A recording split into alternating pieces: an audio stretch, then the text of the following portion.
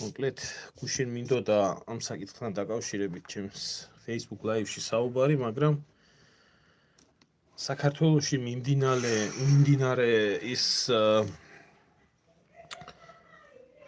პროცესები, რომელი პროცესებიც ბოლო 35 წელიწადია მუდმივად სტიმულირებული არის ეს შიდა დაპირისპირება, ჭორები, ინტრიგები, ღარიბაშვილის კორუფცია და მსგავსი რაღაცეები უბრალოდ საშუალებას არ იძლეოდა საიმისოთ, რომ საზოგადოების ყურადღება ისე იყო ამ საკითხებთან დაკავშირებით მიმართული, ამ საკითხთან დაკავშირებით მესაუბრა, რომელიც არის ძალიან სერიოზული საკითხი, რომელიც რა თქმა უნდა ჩვენს ქვეყანას ეხება და არა მარტო ჩვენს ქვეყანას, ეხება მთელს რეგიონს სრულად და შეიძლება ითქვას, რომ გეოპოლიტიკური სიტუაცია ცვლილებას განიცდის, როდესაც გეოპოლიტიკური ცვლილებები მიმდინარეობს რეგიონში, თავისთავად იცვლება გეოეკონომიკა, თავისთავად იცვლება სატრანსპორტო და სატრანზიტო მარშრუტები, პრაქტიკულად არსებული წესრიგი, რაც იყო ყველანაირი მიმართულებით, გადაფორმატებას ექვემდებარება.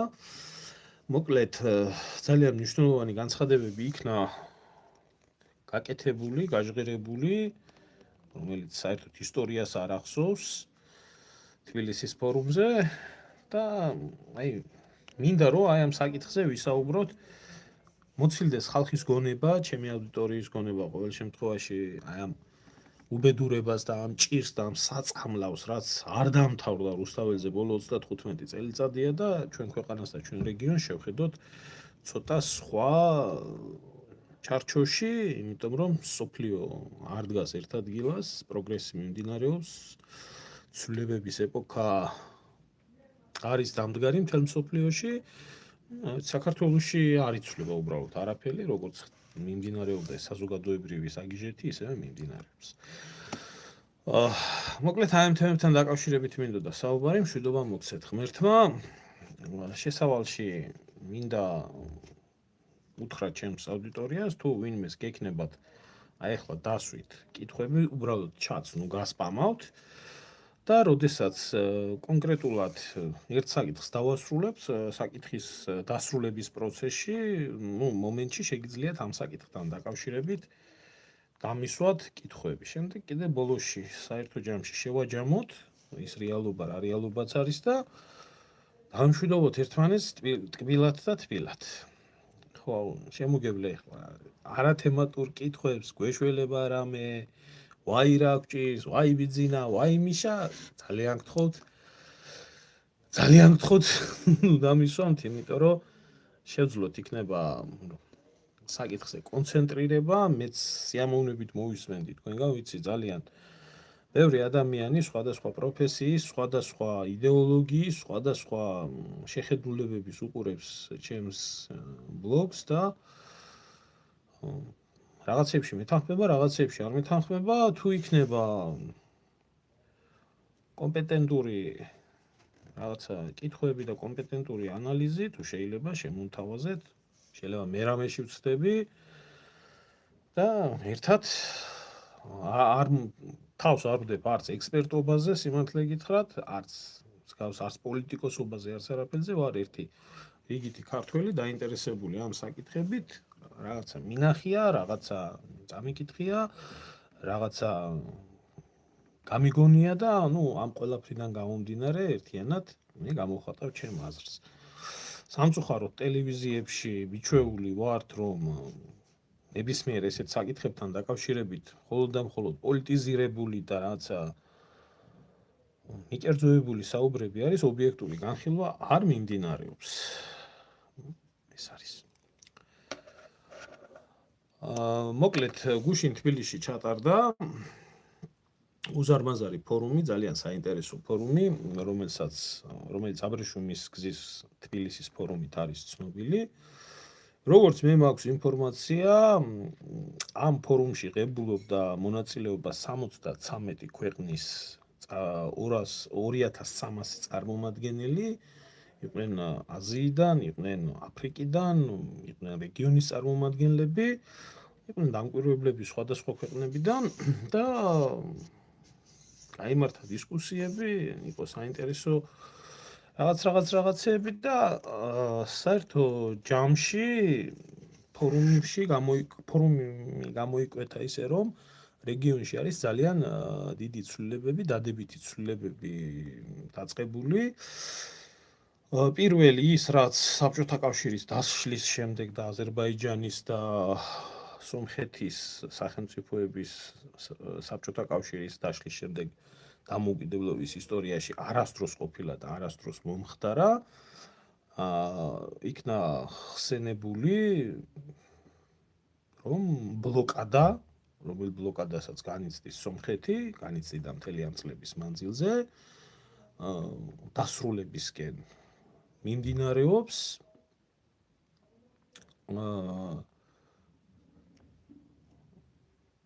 სისულელეებს თავი დავანებოთ, თუ შეიძლება მე ვისკენ ვარ და ამისკენ ვარ და იმისკენ ვარ, მე ფეხბურთს არ უყურებთ რა, რომ ბარსელონა მანჩესტერის თამაში იქნას განხილული და აქეთ და იქეთ. მე საუბრობ ობიექტურ რეალობას, მე ვარ ჩემი სამშობლოს მხარის. იქნა ესეთი განცხადება გაკეთებული, პირველად ალბათ ისტორიაში მთელი ამ წლების მანძილზე მუდმივ ერთმანეთთან მტრობაში მყოფი ორი ქვეყნის ლიდერებიდან მსგავსი რაღაცა არ მომხდარა. საქართველოში მოხდა ეს დადებითი მოვლენა, როდესაც სომხეთის პრემიერი გამოვიდა და გადაუხადა დიდი მადლობა აზერბაიჯანის პრეზიდენტს, რომელთანაც გუშინ წინ ასე რომ ვთქვათ, ომი ქონდა, სისხლიანი დაპირისპირება ქონდა, მადლობა გადაუხადა იმის გამო, რომ აზერბაიჯანმა დაიწყო სომხეთის მხარის დებლოკაცია, ბლოკადის მოხსნა.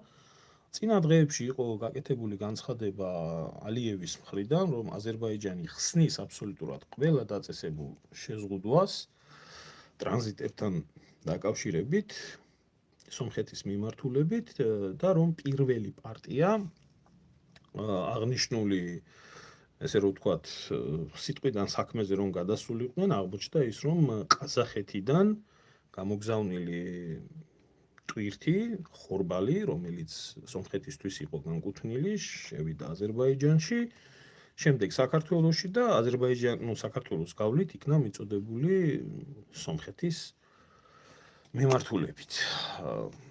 გამომდინარე აქედან იქნა მადლობა გადახდილი სომხეთის პრემიერის მხრიდან. მან განაცხადა, რომ თავისთავად სომხეთიც ხსნის თავის ინფრასტრუქტურას, იქნება ეს სარკინიგზო, იქნება ეს საავტომობილო მიმართულება თუ საჰაერო მიმართულება, იგივე ნახჭევანის მიმართულებით.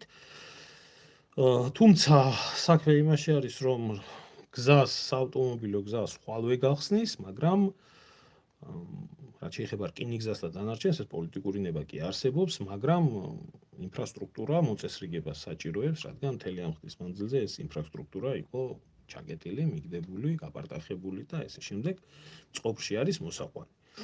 ასევე გამოთქვა სომხეთის პრემიერმა თავისი მოსაზრება, რომ მალე იმეც გამოთქვამს, რომ სომხეთის ტერიტორია იქნება დაქცევლილი როგორც სატრანსპორტო, ასევე ენერგეტიკული მილსადენებით, გაზსადენებით, ელექტროკვანძებით და ესე შემდეგ. თურქეთსა და აზერბაიჯანს შორის, აზერბაიჯანს და თავის ექსკლავ შორის, ნახჭევანს შორის და ის რომ სომხეთი საბოლოოდ დაასრულებს, ასე რომ ვთქვათ, აი ამ ბლოკადას, რომელი ბლოკადაც მთელი ამ წლების მანძილზე იქნა და ჩაკეტილი ქვეყნიდან გახდება სომხეთი ღია ქვეყანა, გახსნილი ქვეყანა და ლოჯისტიკური ცენტრი. ეს ახლა საქართველოში ეს განცხადება იქნა მიღებული ცოტა საშიშროების მხრივ, იმიტომ რომ კონკურენტი, რომელიც პრაქტიკულად საქართველოს იყო უკონკურენტო კავკასიის რეგიონში დერეფნის საკითხში, დასავლეთი აღმოსავლეთის მიმართულებაში, გამოჩნდა ალტერნატივა სომხური ტვირთები გატარებული აზერბაიჯანზე და აზერბაიჯანული, ესე რომ ვთქვათ, ტვირთები გატარებული საქართველოზე, ანუ სომხეთი გაგვიჩნდება, გაგვიწევს კონკურენციას. საქმე იმაში არის შემოკარგება, რომ სტატუს კვო, ფაქტია, რომ სტატუს კვო რეგიონში იცვლება, ეს ჩაკეტილობის სტატუს კვო, ეს ყველაფერი გახდა შესაძლებელი იმ ომის შედეგად, როდესაც აზერბაიჯანმა დაიბრუნა თავისი საერთაშორისო საზღვრებში აღიარებული ტერიტორიები და ამის შემდეგ გახდა დიალოგი მშვიდობიანი. ზოგადად აი ამ გლობალურ ცვლილებას კი სათავე დაუდო იმან, რომ რუსეთ-უკრაინის ომი, რომელიც გადაზრდილი იქნა ძალიან დიდ მასშტაბებში და უშუალოდ ორი ქვეყნის ომის გარდა გადაიქცა დასავლეთის და რუსეთის დაპირისპირებად, არა მარტო ბრძოლის ველზე, ასევე ეკონომიკურ ომში, ასევე ენერგეტიკულ ომში, ყველანაირ დაპირისპირებაში, სანქციების ომში, აქედან გამომდინარე, ვებერთელა რუსეთის ტერიტორია, რომელიც თავის დროზე იყო ძირითადი ტრანზიტის გამტარი დასავლეთ და აღმოსავლეთ შორის, მომენტისთვის აღმოჩნდა გამოუყენებელი. ამან გამოიწვია ალტერნატიული მარშრუტების ძიება ჩინეთს და ძირითადად ჩინეთს და ევროკავშირს შორის, არა მარტო ჩინეთს და ევროკავშირს შორის, მინდა ვთქვა, ასევე იგივე ინდოეთის საკითხი იქნება, იგივე ჩრდილოეთის სამხრეთის მიმართულება იქნება, ძალიან ბევრ რამეში და ის არსებული წესრიგი რაც იყო, მორჩა დამთავრდა, ჩაბარდა წარსულს და აღარ იქნება განმეორებული. აი ამ ცვლილებების დროს აღმოჩნდა, რომ უძველესი კორიდორი, რომელიც კორიდორიც იყო კავკასია, თურმე შესაძლებელი არის იქნას გამოყენებული ისევე ახალი ცვლილებებისთვის და ძალიან დიდი ინტერესები წამოვიდა კავკასიის მიმართულებას. ეხლა ამას რატო ვსაუბრობ, იცი? თუ კი რაღაც ნაწილი მხრისთვის კავკასია და კავკასიის რეგიონი არის თანამშრომლობის რეგიონი და ასე რომ ვთქვა, ტრანზიტის რეგიონი, სადაც ძალიან ჭირდებათ მშვიდობა, მეორე ბანაკისთვის, რომელიც ბანაკიც აი ამ ბანაკს განიხილავს მტრულ ბანაკად, ეს მშვიდობა მათთვის არის მიუღებელი და მათთვის მთავარი არის ის, რომ რეგიონი, რომელიც მუდმივი კონფლიქტებით იყო ცნობილი 90-იან წლებიდან მოყოლებული დღევანდელ დღემდე, ისევ იქნას გაახლებული კონფლიქტის კერად. მით უმეტეს, როდესაც რეგიონში არსებობს დაკონსერვებული, გაყინული კონფლიქტები, აფხაზეთის და სამაჩაბლოს სახით, რატომ არ უნდა მოხდეს ამ ყველაფრის გაღრმავება და გაღვივება.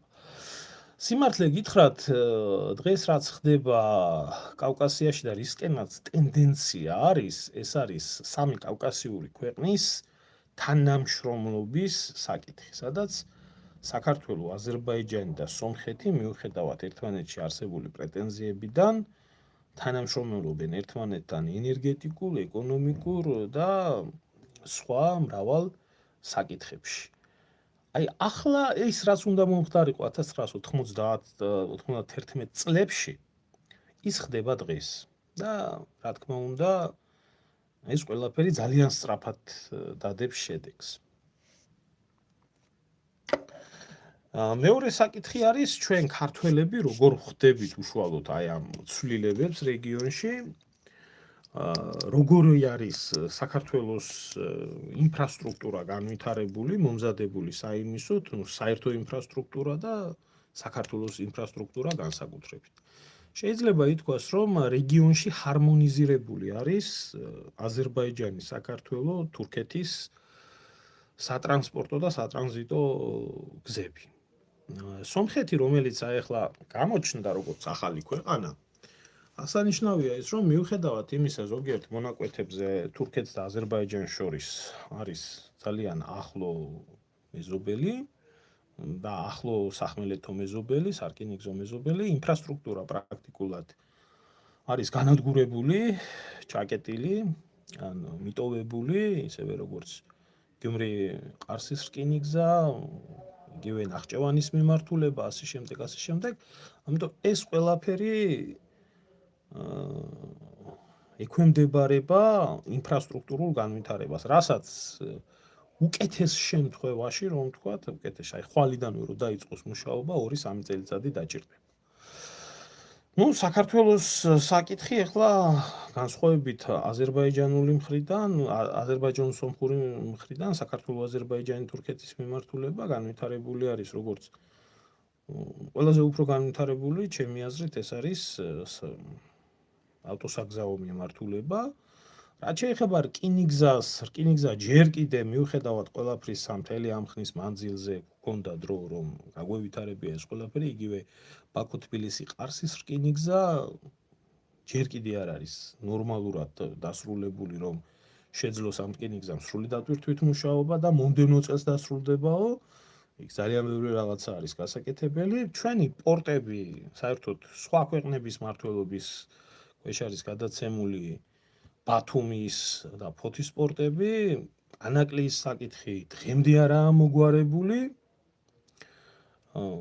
რომ ანაკლიის პორტი უკვე ფუნქციონირებდეს, კიდე დამუშავების სტადიაშია, კიდე ჯერ არაფერი აშენებულა იქ.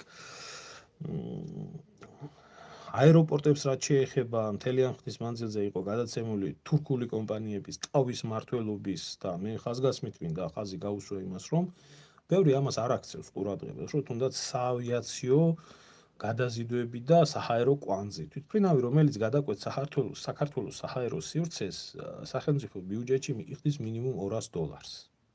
მინიმუმ $200 საჰაერო სივრცის გამოყენებიდან. ახლა იქ არაა საუბარი, რომ თუ აეროპორტს იყენებს, აეროპორტის მომსახურებაში რამდენის გადახდა და როგორ და რანაირად. როდესაც მოხდა დაკეტვა რუსეთის სარკინიგზო, საჰაერო, საზღვაო და ყველანაირი სივრცის, თავისთავად საავიაციო ნაკადებმა შეიცვალა მარშრუტებმა შეიცვალა გზა, იგივე უკრაინა-რუსეთის ომიდან გამომდინარე და ესე შემდეგ და ესე შემდეგ. ეს ყველაფერიც რა თქმა უნდა წამოვიდა საქართველოს საჰაერო სივრცის მიმართულებაზე. Ну, ჩვენ ქვეყანა გადავაყოლეთ მთელი ამ ხნის მანძილზე საარჩევნო კოდექსის მიღებას, ჩვენ ქვეყანა გადავაყოლეთ ეგრეთ წოდებული რუსული კანონის რაღაც ბოდვებს, ერთმანეთში მტრების ძახილს, იქ მიშისტობას, ბიძინისტობას.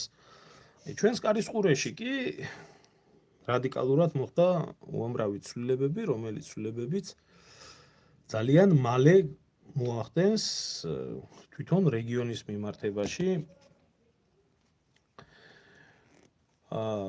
ცვლილებებს რა. რეალურ ცვლილებებს აისახება საქართველოში რა. და სომხეთში თუნდაც ქვეყანა, რომელიც ამ ხნის მანძილზე ბლოკადას განიცდიდა. ახლა ვის აწყობს, მოდი რომ შევხედოთ, ვინ არის რეგიონის ქვეყნები, რომელი რეგიონის ქვეყნების ინტერესშიც არის, რომ ამ რეგიონში იყოს მშვიდობა. ჩვენ და ასე რომ ვთქვათ, სასიხარულოდ და დადებითად რეგიონის ქვეყნები, უშუალო ქვეყნები, რომელიც არის თურქეთი, როგორც არის ირანი, როგორც არის იგივე აზერბაიჯანი, იგივე სომხეთი და უშუალოდ საქართველო, პლუს რუსეთის ჩათვლით, რუსეთსაც აწყობს აღნიშნული სტატუს-კვოს, ყოველ შემთხვევაში ამ ეტაპზე შენარჩუნება, არ არიან დაინტერესებული ერთმანეთთან დაპირისპირებით. ასევე დაპირისპირებით არ არის დაინტერესებული ჩინეთი. ჩინეთის პირიქით თავარი სავაჭრო არხი, რომელიც გადანაწილებას განიცდის სატრანსპორტო გზების ძიებაშია ჩინეთის ინტერესში, ზოგადად ჩინეთის ინტერესში იშვიათად შედის კონფლიქტების მხარდაჭერა და ამ შემთხვევაში მით უმეტეს. აქედან გამომდინარე, ეს ის ბანაკია, იგივე შუა აზიის ქვეყნები, იგივე ყაზახისტანი, იგივე თურქმენეთი და ესე შემდეგ არ არიან დაინტერესებული რეგიონში კონფლიქტების გაჩაღებით.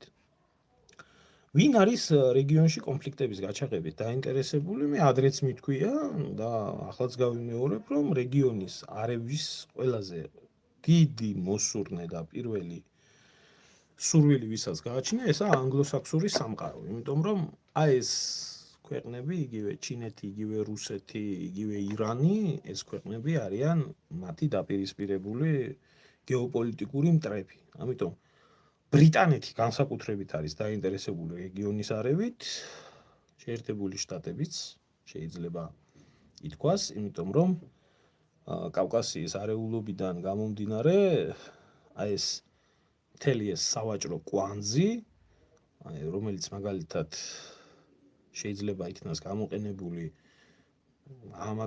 ამ ქვეყნებსა და ევროპის ქვეყნებს შორის ვაჭრობისთვის, რომ წარმოვიდგინოთ ნორვეგიიდან მოყოლებული დამთავრებული საქართველოსამდე მთლიანად არის ჩაკეტილი.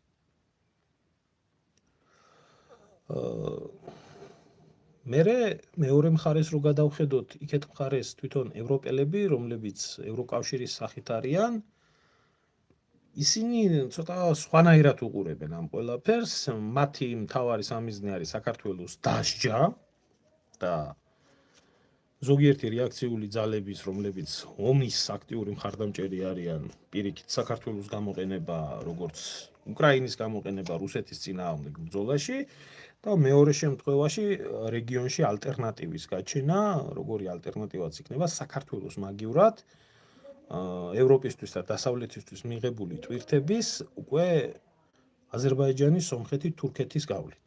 და ამით საქართველოს დასჯას, როგორც ჯიუტი პარტნიორის, რომელიც არ ექვემდებარება საერთო ევროპულ სტანდარტებს და საერთო ევროპულ წესებს, ამიტომ ამ ხრივ ძალიან დამტკბარები არიან სომხეთის დემოკრატიით და აზერბაიჯანული დემოკრატიით, განსაკუთრებით დამტკბარები არიან. ამიტომ ელოდებიან, რომ საქართველოს მოეძებნება ბოლო-ბოლო ალტერნატივა და ეს იქნება სომხეთი, აზერბაიჯანი, თურქეთის მიმართულებით მათი ტვირთების თუ სხვა რამეების გატარება. საერთო ჯამში საქართველოს მიმართებაში დასავლეთში არის ძალიან ცუდი შეხედულება, ძალიან ცივი ურთიერთობები. მოკლედ აი ამ სამყაროების ჭიდილი არის ჩვენს რეგიონში და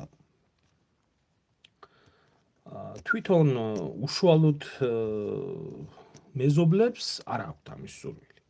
სულ ცოტა ხნის წინ, ახლა ამას რატო ვამბობ? სულ ცოტა ხნის წინ ევროპაში, როდესაც გაიმართა შეხვედრა ევროკავშირის და შუა აზიის და კავკასიის ქვეყნების წარმომადგენლებს შორის, იგივე ყაზახეთის, იგივე თურქმენეთის, იგივე აზერბაიჯანის და ასე შემდეგ, ამათი ყირგიზეთის, უზბეკეთის წარმომადგენლებს შორის საქართველოსდან ოფიციალური პირი არავინ არ მიიწვიეს და მიიწვიეს მხოლოდ და მხოლოდ ელჩი, რომელიც პროტესტის ნიშნად საერთოდ არ დაესწრო. ეს მეტყველებს ყველაფერი იმაზე, რომ ევროკავშირი საქართველოსთან მიმართებაში ცდილობს მაქსიმალურად მის ხელთ არსებული ყველანაირი მათრახის გამოყენებას. და დღეს, როდესაც გვამადლიან იმას, რომ ევროკავშირმა საქართველოში 2 მილიარდი ფული თურმე ჩადო 92 წლიდან მოყოლებული, ჩვენ შეგვიძლია უბრალოდ ვთქვათ, რომ ეს 2 მილიარდი დაჭირდა საქართველოში მათი ფუჩუკუტუ ორგანიზაციების გამოყვებას, მათ მიერ შექმნილი, ასე რომ ვთქვათ, მეხუთე კოლონის კვებას, რომელსაც დღეს თქვენ ხედავთ ქუჩაში და თუ ვინმე თავისი აგენტურა შეინახა საქართველოში, ძალიან გთხოვთ თავს გვამადლით. ახლა საინტერესო არის ერთი მომენტი, რომელზეც ასევე საუბარი არ მიმდინარეობს. დიდი აბრეშუმის გზის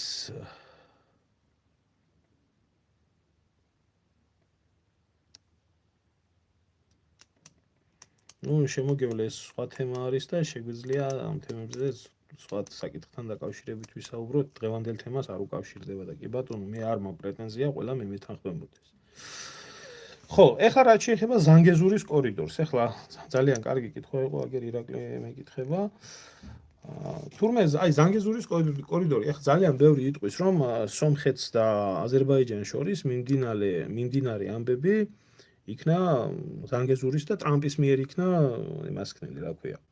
ხალხო, ესეც უბრალოდ ერთი რაღაცა არის, იცით? ძალიან დაბალ პოლიტიკურ განათლებასთან აგვაქვს ჩვენ საქმე, ზოგადად განათლებასთან აგვაქვს საქმე საქართველოში. ჯერ ის რომ რას ნიშნავს თვითონ დერეფანი, ეს არ აქვს ხალხს გააზრებული. ეს არ ნიშნავს, რომ ეს დღევანდელი მოვლენები არ ნიშნავს, რომ დერეფანი იქმნება. არა, დერეფანი სულ სხვა რამე არის და სულ სხვა მიმართულება არის, რაც შეეხება აღნიშნულ ქმედებებს, რომელსაც სომხეთი და აზერბაიჯანი დგამს ერთმანეთის მიმართებაში, ეს არის 2020 წლის ნოემბრის ხელშეკრულების მიხედვით, როდესაც აზერბაიჯანმა მოახდინა თავის ტერიტორიული მთლიანობის აღდგენა და იქნა ხელმოწერილი რუსეთს, აზერბაიჯანს და სომხეთს შორის ხელშეკრულება. ამ ხელშეკრულებაში იყო ერთი პუნქტი, ჩემ თუ არ გიძლიათ შეგიძლიათ წაიკითხოთ, რეგიონში არსებული ყველა საკომუნიკაციო ასე რომ ვთქვათ, კვანძების გახსნა. აი, არ იყო კონკრეტულად მითითებული ზანგეზურის დერეფანი იქნებოდა ბაქო-ერევანის მატარებლის აღდგენა თუ სხვა რამე, იქ იყო პირდაპირ მითითებული, რომ ომის დამთავრების შემდეგ ორივე მხარე იღებდა ვალდებულებას, რომ რეგიონში არსებული საკომუნიკაციო კავშირები ყოფილიყო აღდგენილი. ეს ვალდებულება ჰქონდა ორივე მხარეს აღებული. აი, ზანგეზურის დერეფანი გამოჩნდა მერე. ზანგეზურის დერეფანი იქნა შემდეგ გამოჩენილი ეს საკითხი, როდესაც გაგრძელდა პოლიტიკური დაპირისპირებები ერთი მეორის მიმართებაში და აზერბაიჯანმა მოითხოვა თავის ექსკლავთან დერეფანის გახსნა. დერეფანი სულ სხვა რაღაცას ითვალისწინებს. აბსოლუტურად სულ სხვა რაღაცა არის და კომუნიკაციების გახსნა არის სულ სხვა რაღაცა. ამიტომ თბილისის ფორუმზე ზანგეზურის დერეფნის გახსნის საკითხზე არ იყო საუბარი. ზანგეზურის დერეფანი არის კონკრეტული მონაკვეთი, კონკრეტული, ასე რომ ვთქვათ, პირობებით და კონკრეტული ვალდებულებებით. აქ იყო საუბარი მთლიანად, სრულად არსებული კომუნიკაციების გახსნაზე თურქეთს და სომხეთს და აზერბაიჯანს შორის. აი, ამაზე იყო საქმე. ამიტომ აქ ტრამპის კორიდორი და ის რა ქვია, ზანგეზურის კორიდორი და ამერიკული ლოგისტიკური ორგანიზაცია მსგავსი რაღაცები საერთოდ არაფერ შუაში არ არის. იმიტომ რომ აღნიშნული დერეფანი გარდა იმისა, რომ სომხეთის ინტეგრაციას და ჩართვას ითვალისწინებს აი ამ პროექტებში, ასევე როგორც დასავლეთი, აღმოსავლეთის მიმართულებაზე, ასევე ითვალისწინებს ჩრდილოეთის, სამხრეთის მიმართულებაზე. ანუ იგივე ირანის საკომუნიკაციო კავშირი სომხეთთან და სომხეთიდან საქართველოსთან და პირიქით. ძალიან შეგნებულ ტყუილში ყავთ, ძალიან ბევრს შეყვანილი.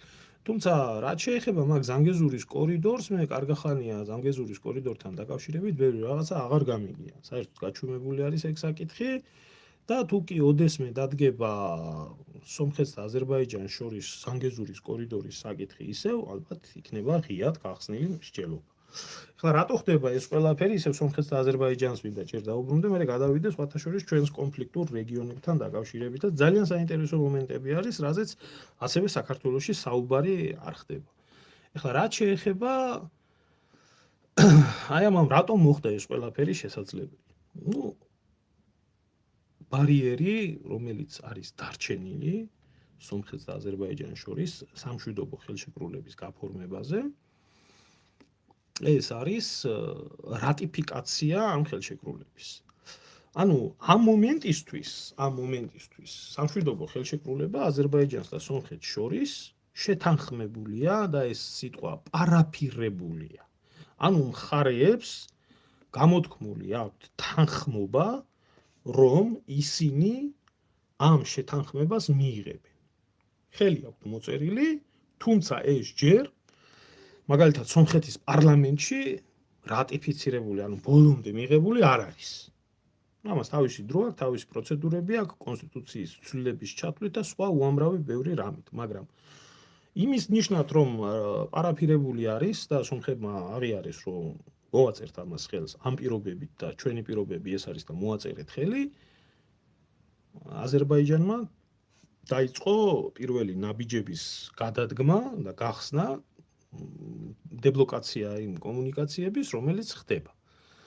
ამიტომ იმისთვის რომ ეს ყველაფერი იქნას ბოლომდე რეალიზებული, ამ ბოლომდე რეალიზებას სჭირდება აზერბაიჯანში ეს პრობლემას არ წარმოადგენს სომხეთის პარლამენტის თანხმობა, რატიფიცირება, ცვლილება კონსტიტუციაში რამოდენიმე კანონს და ამის შემდეგ უკვე სომხეთი იქნება საბოლოო სომხეთს და აზერბაიჯანს შორის საბოლოოდ იქნება აღიარებული სამშვიდობო ხელშეკრულება და სრული მასშტაბით იქნება ის გამოყენებული რეგიონალურ კვანძად, ერთ-ერთ კვანძად.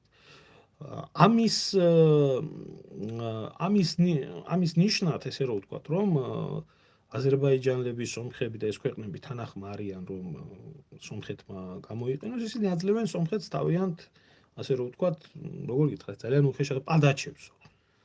აი, ჩვენ გქონდა ბლოკადა, პარაფირება გავაკეთეთ, მოხსენით ყველანაირი შეზღუდვა პირველი ტვირთები გამოუშვით. აი, ახლა ვნახავთ სომხეთი რას იზამს. თუ სომხეთი გადადგამს ამ მიმართულებით ნაბიჯს, ჩვენ მოვახდენთ, ვთქვათ, სულ სხვა, ვთქვათ, იგივე ენერგეტიკული, ვთქვათ, დენის მიწოდებას, ვთქვათ, გაზის მიწოდებას, ან რაღაცას და საბოლოო ჯამში, როდესაც მიიღებს სომხეთი ბოლომდე ამ შეთანხმებას, მოხდება დანარჩენი პროექტების განხორციელება, რომელიც იქნება სომხეთისთვის, ანუ საინტერესო საქმე რაშია, იცით, არავინ სოფლიოში ასე ბრმად, როგორც საქართველოში გონიათ, რაღაცას არ მოაწერს ხელს და მორჩა დამთავრდა, მოვაწერე ამას ხელიო და ეს უნდა შესრულდეს. ყველაფერს აქვს თავისი ნაბიჯ ეტაპი.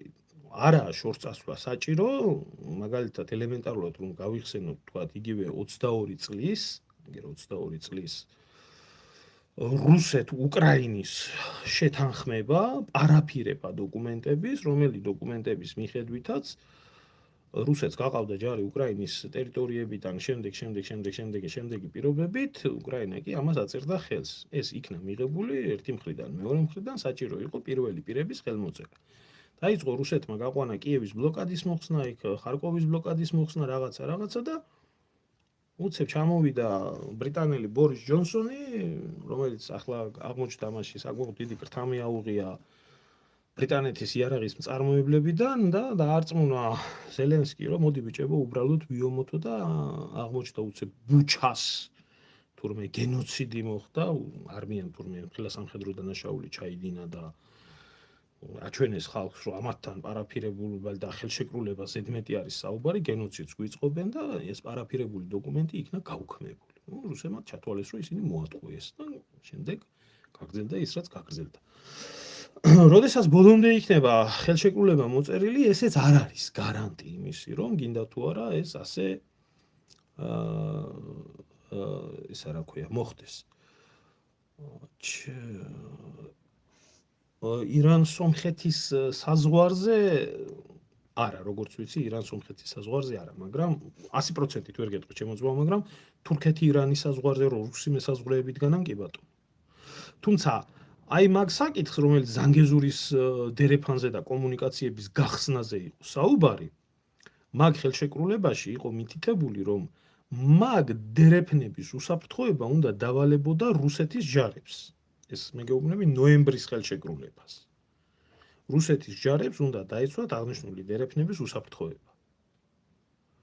ვერ გეტყვი ახლა 100% არ მგონია, აი ირანის საზღვარზე არა, მაგრამ თურქეთის საზღვარზე კი დგას 100% შემიძლია გითხრა რუსული ჯარი.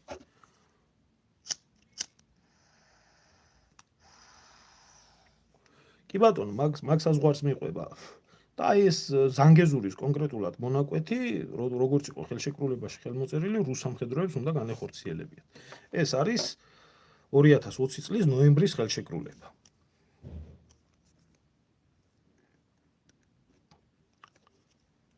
დღეს გესაუბრეთ თუ გახსოვთ TikTok-ში. TikTok-ში მე მგონი კი როგორ არა მახსოვხარ. ხო და აი ამის თქვა მინდოდა. გაიხად, კი როგორ არა მახსოვხარ შემოგე. ბორის ჯონსონზე რა უნდა გითხრათ, ჩემი აზრი რა უნდა გითხრათ ბორის ჯონსონთან დაკავშირებით, ბორის ჯონსონი არის ისეთივე დებილი, ჩამოყალიბებული კლოუნი, სულელი, რომელსაც მარტივად შეუძლია დაანგრიოს ყველაფერი და ამისთვის იქნა ჩრდილოვანი ძალებიდან გამოყენებული და მშვენივრად შეასრულა თავისი დავალება და უზარმაზარი ფული მიიღო მის ახალ გახსნილ საბანკო ანგარიშებზე. ეს არის. ეს არის ჩვეულებრივი ბოროტი კლოუნი, ისეთი როგორი ბოროტი კლოუნიც იყო სააკაშვილი, როგორი ბოროტი კლოუნიც არის ზელენსკი, ერთ-ერთი არაფერი განსხვავება არ არის. ეხლა საინტერესო მომენტი არის აი კონფლიქტები, რომლებიც საერთოდ მშვიდობა თავისთავად უწყობს ხელს იმ ამბავს, რომ სავაჭრო ურთიერთობები იქნას და ეკონომიკაზე იყოს საქმე გადასული, ამიტომ საინტერესო არის აი ამ დერეფნებში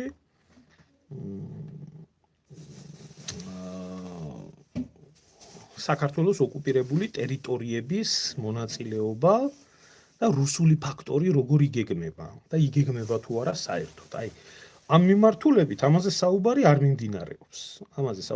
მიმდინარეობს. ეს არის დახურული, ეს არის ესეთი ტაბუ დადებული თემა, როგორც ენგურს გამოღმა, ისე ენგურს გაღმაც.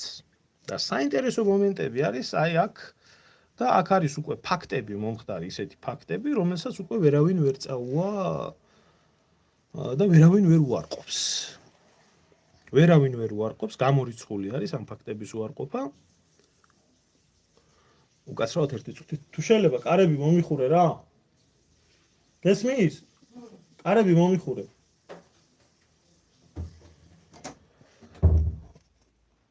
უკაცრავად.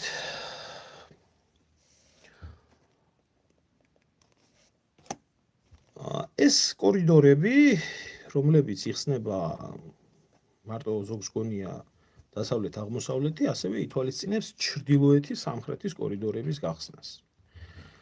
გაგიმარჯვეთ. და აი ამ ჩრდილოეთის სამხრეთის კორიდორებში ვინ მონაწილეობს, ეს არის საინტერესო საკითხი, რომელზეც საერთოდ ქართულ საზოგადოებაში ტაბუირებული თემა არის.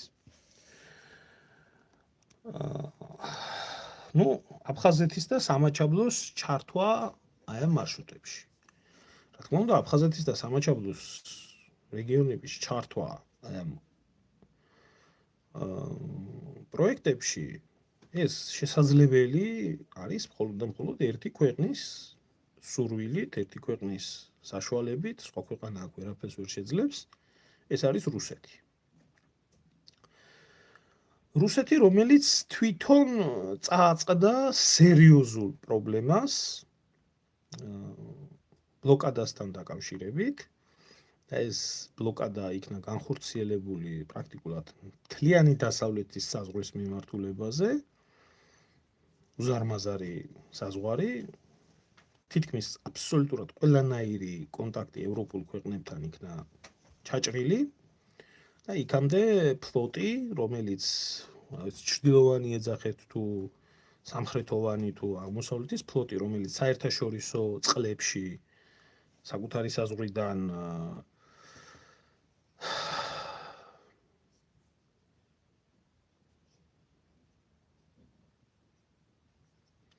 შემოგევლე, მე რეკი პასუხებ, უბრალოდ დალაგებული აზრი მაქვს, წყალს წაუღია. მაგათი ლომის წვლილი არის, რომ საქართველოს ამ დღეშია გადაშენდა მაგათი თავიდანვე ნაცი და ფოცი, ამიტომ არის ერთი და მათ საერთოდ არ აინტერესებთ და არ ადარდებს ეს ყველაფერი თუ არა ქართული მხრიდან უამრავი ინიციატივა უნდა წამოსულიყო, რომ ამ ტრანზიტებს და ამ ყველაფერს მოეგვარებია ჩვენი უამრავი პრობლემა, როგორც ეკონომიკური საკითხი, ასევე კონფლიქტების საკითხი. იმიტომ რომ როდესაც თუ კონფლიქტები არის რეგიონში, იმ რეგიონს ეკონომიკური განვითარება არ უწერია.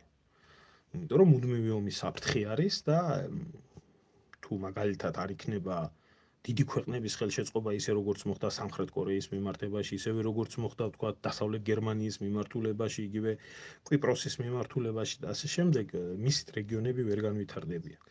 ამიტომ ინიციატივებით ჩვენ უნდა ვიყოთ დაინტერესებული და ახლა რაც მინდა გითხრათ, ეს არის აფხაზეთის და სამაჩაბლოს მიმართულებაზე, სხვათა შორის აფხაზეთში არის ერთი ამბავი ატეხილი, რომ ენგურზე შეუიარაღებელი თვალით ჩანს და ალბათ ყველა მიცის, ინტერნეტშიც არის გავრცელებული ფოტოები, ვიდეო მასალაც და ყველაფერიც, უკვე აშენებული არის ტერმინალი, რომელიც ტერმინალიც რას უნდა ემსახურებოდეს. ეგრეთ წოდებულ საზღვარზე არსებული ტერმინალი მომავლისთვის უნდა ემსახურებოდეს სავაჭრო, ანუ საბაჟო გამშვებ პუნქტს.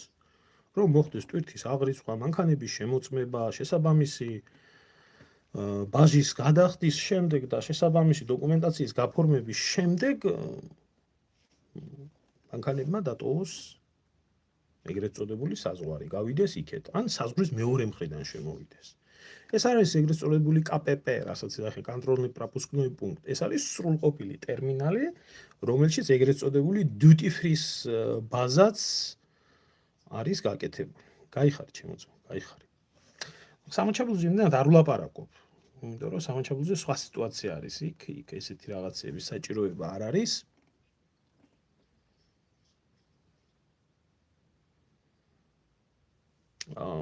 გიორგი, სხვა თემა არის რა, გეხვეწები და ნახდათ არ მინდა ეხლა გადავიდე, არ გეწყინოთ მაგაზე, მე ცალკე ვილაპარაკოთ, თუნდა ლაივს რო დავასრულებ, თემას საუბარს რო დავასრულებ, მე დამისვით კითხვები უბრალოდ გადამივარდება ეხლა რაზეც მინდა საუბარი და ამდენი ადამიანი ისმენს უხერხულად ვიქნები მათთან. ხო, ეხლა რა შეეხება ამ ყველაფერს? ფაქტი არის ის, რომ აფხაზეთის მხრიდან, აფხაზური მხარე, რომელსაც რა თქმა უნდა აკონტროლებს რუსეთი და რა თქმა უნდა ეს ყველაფერი ხდება რუსული დაფინანსებით და რუსული უსაფრთხოების ქვეშ, ენგურის ხიდზე აწყობს საკონტროლო გამშვებ პუნქტს. ტერმინალს, სრულფასოვან ტერმინალს, რაც აფხაზეთშიც იწვევს სერიოზულ კითხვებს, ჩვენ ამდენი ხნის მანძილზე მტრები და ეხლა რა ხდება იქ? რა საბაჟოები მოგინდათ, რა საზღვრები აგიტყდათ, ჩაგვაყენეთ საქმის კურსში. არის ერთი წევიკეველი ატეხილი. ოსურ მხარესთან დაკავშირებით არ არის ეგეთი სიტუაცია, ოსურ მხარესთან დაკავშირებით შემიძლია გითხრათ, რომ პირიქით ოსები ამ ყველაფერს ძალიან სიხარულითაც ხვდებიან და ნასაუბრები არის ამ საკითხთან დაკავშირების და ოსების და აფხაზების სიტუაცია განსხვავდება რადიკალურად ერთმანეთიდან, რომ როკის გვირაბის გამოყენება გახდეს შესაძლებელი საქართველოსთან მიმართებაში და აქედან შემოსული თანხა წავიდეს ცხინვალის ბიუჯეტში. ამაზე რას ამბობ, პირიქით სიხარულით არიან ისინი თანახმად.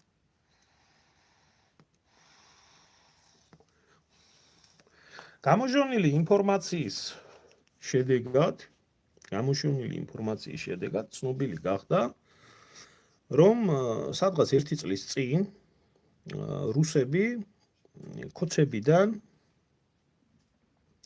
მე არ ვამბობ მაგას სიმართლე გითხრათ მოიწონეთ თუ არ დაიზარებთ მოიწონეთ ლაივი, იმიტომ რომ გავრცელება იქნა შესაძლებელი, მეტი საშუალება არ აქვს უბრალოდ რომ ჩვენი ხმა მივიტანოთ საზოგადოებამდე და 288 ადამიანი უყურებს 44 მოწონება. ეს შემოკარგებო ჩვეულებრივად არის ანონიმური და არავინ არ დაისჯებით ამის გამო თუ გააკეთებთ. თუ არ მოგწონს იგიც თქვით, დისლაიქით ასვით, კაცო, არა პრობლემა. ხო, აი ასეთ შემთხვევაში იქნა ესეთი ინფორმაცია გამოჟონილი, რომ რუსეთის მხრიდან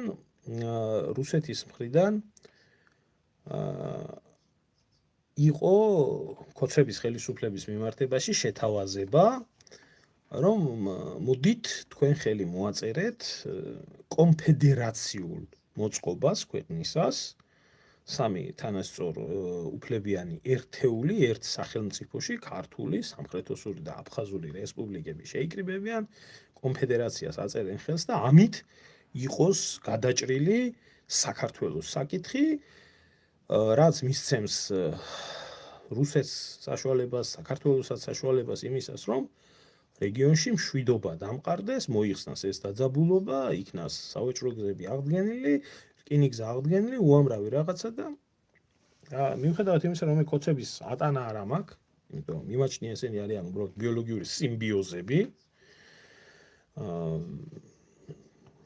უნდა ითქვას სიმართლე, ქოცების მხრიდან ამ ყველაფერს შეხვდა წინააღმდეგობა და უარი განაცხადეს ქოცებმა, რომ ისინი ამ ყველაფრის სანაცვლოდ კონფედერაციას არ მოაწერდნენ ხელს და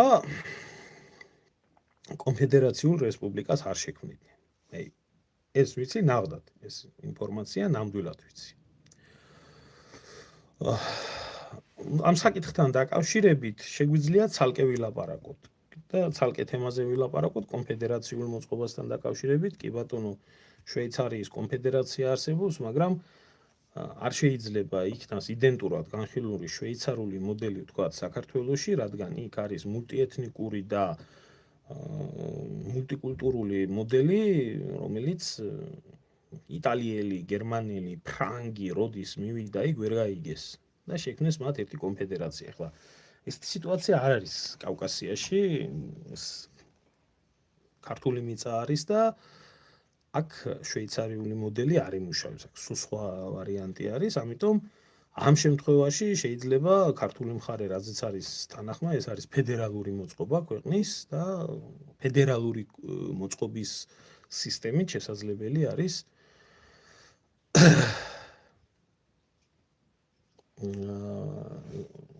საქართველოს კონსტიტუცია პრაქტიკულად ფედერაციულ სახელმწიფოს განიხილავს, ავტონომიური აფხაზეთი, ავტონომიური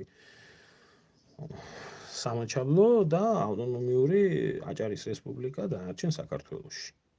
ხო. ეს არის ახლა. ამაზე ისინი არ არიან თანახმა და მოკლედ ეს ჩვენი ესე რომ ვთქვათ, ჩვენი ქვეყნის შიდა პრობლემა არის სერიოზული, არის გამხდარი სერიოზული დიდი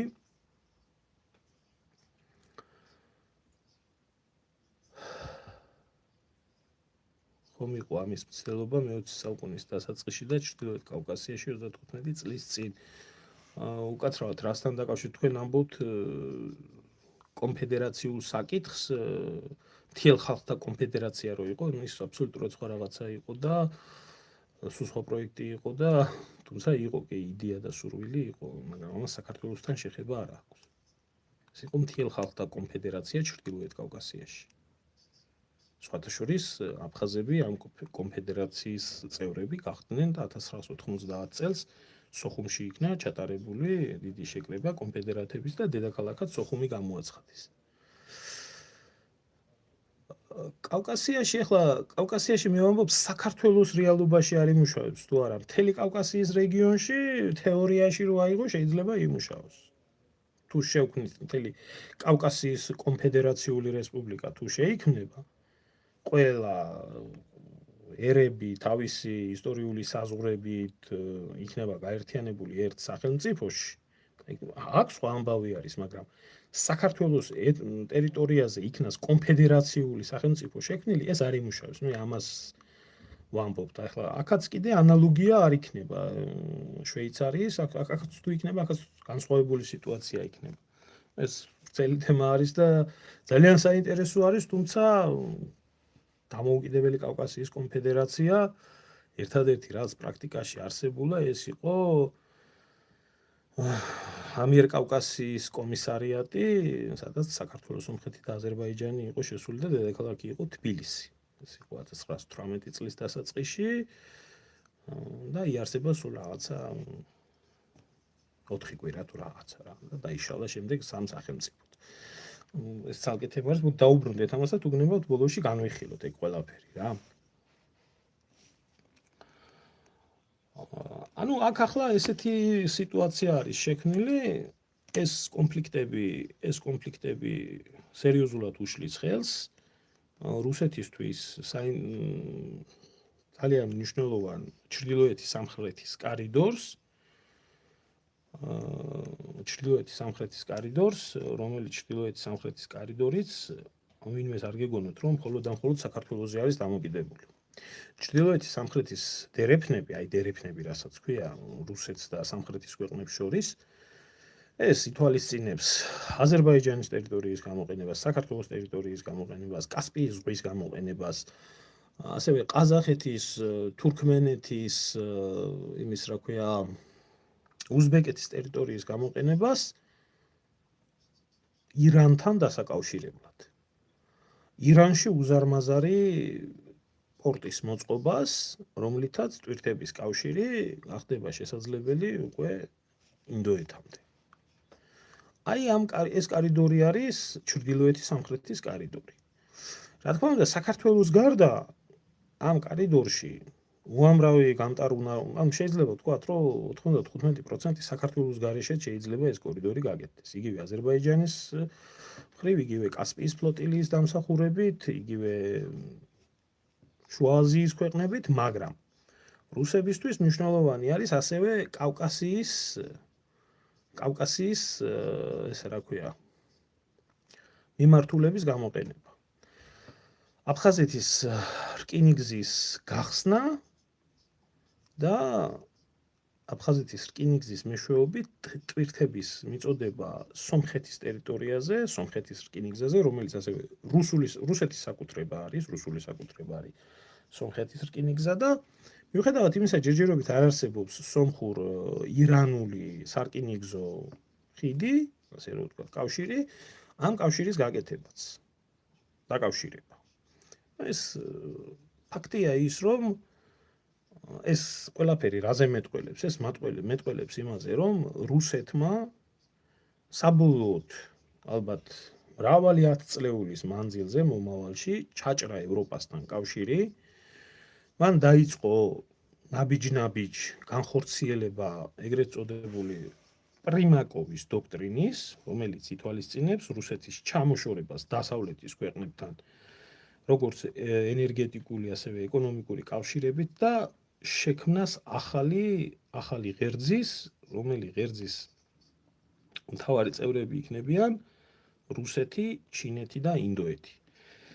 ამ კავშირებს თავისთავად ჭირდება გარდა პოლიტიკური კავშირების გამტკიცებისა, ეკონომიკური და ენერგეტიკული კავშირების გაბმა და ზუსტად ეს ყველაფერი ხორციელდება ამ ფორმით. რაც შეეხება უსაფრთხოების დოქტრინას, აქედან გამომდინარე ყოფილი საბჭოთა კავშირის ქვეყნების ტერიტორიაზე ბუფერის შექმნას ნატოსგან თავის დასაცავად და თავისი გავლენის, რა თქმა უნდა, სივრცეების შექმნა ყოფილი საბჭოთა კავშირის ტერიტორიაზე, რომ არ მოხდეს ყოფილი საბჭოთა კავშირის ქვეყნებიდან რუსეთის უსაფრთხოების არევა. ეს არის რუსული პოლიტიკის ამომავალი წერტილი, ამომავალი ცენტრი. ბევრი ამას საქართველოში არ ხვდება, ვერ ხვდება, არ ხვდება, სერიოზულად არ უყურებს.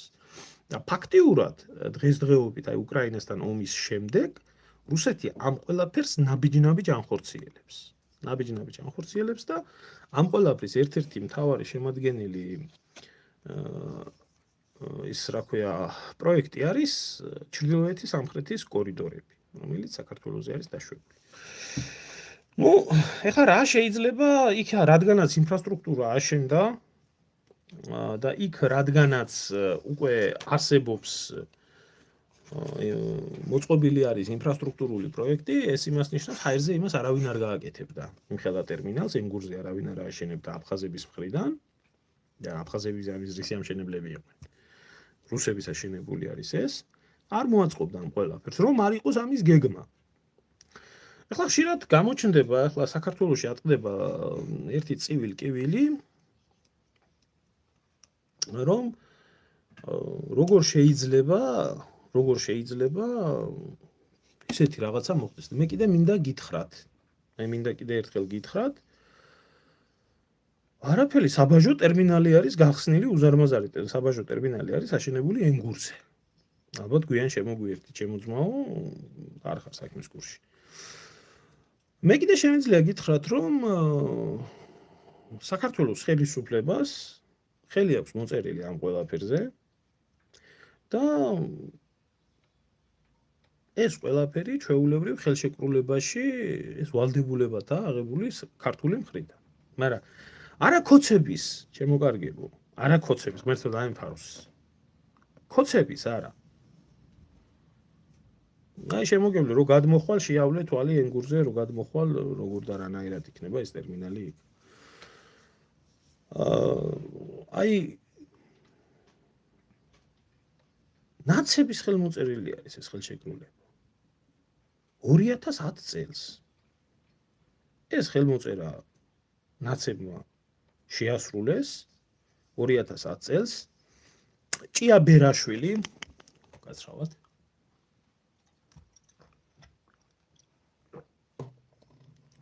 გახსოვთ ჭიაბერაშვილი ერთი ნაზირალა ვირთხა რო იყო საათის ჩუქების გამო რომ მეგობარი დაიჭირა ვითომ კრთამზე ერთი პერიოდი დიპლომატობდა და ეს ეგრეთ წოდებული დიპლომატი შვეიცარიაში რუსულ მხარესთან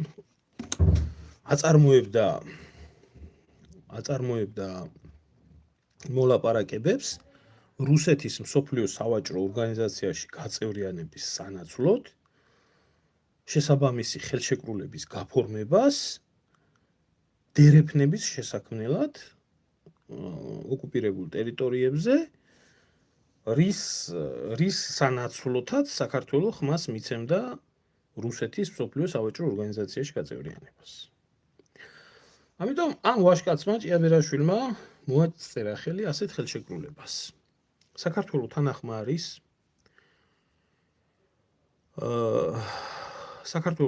არის რუსეთი გაწევრიანდეს მსოფლიო სავაჭრო ორგანიზაციაში სანაცვლოდ იმისა, რომ აფხაზეთის და სამაჩაბლოს ტერმინალების, სავაჭრო ტერმინალების კონტროლი მოახდინოს შვეიცარიულმა ფირმამ,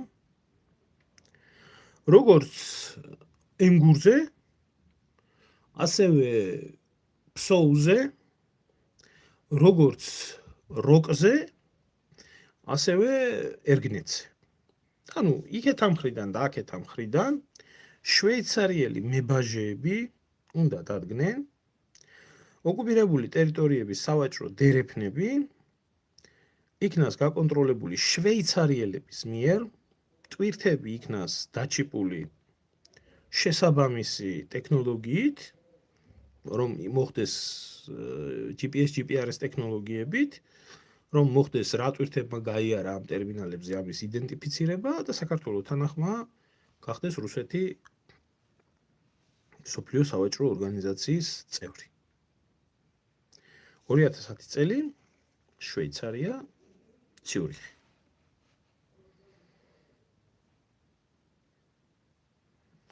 არა ადლერზე საუბარი, ვინ გითხრა შენ შემოგევრო რომ მარტო ადლერზეა საუბარი.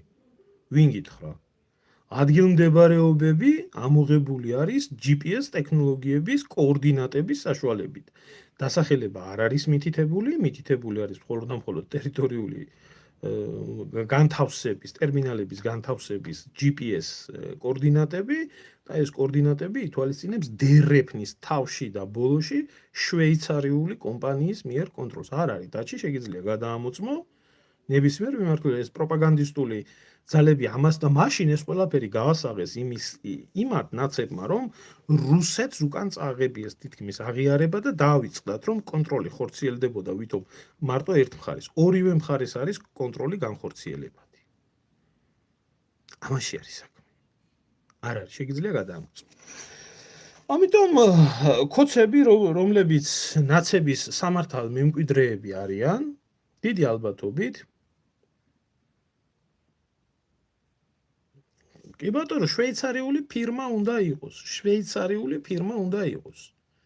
როგორც ნეიტრალური ქვეყანა და ორ ქვეყანას შორის შუამავალი უნდა იყოს შვეიცარიული ფირმა. არც ერთი მხარე უნდა დაიგოს, არც მეორე მხარე არ უნდა დაიგოს. კი ბატონო. არა, ვეტეოს წარმომადგენლები არ ეცმა. შვეიცარიული საბაჟო ფირმა. შეიძლება დაარქვათ, რომელიც უბრალოდ ტვირთის აღრიცხვას მოახდენს.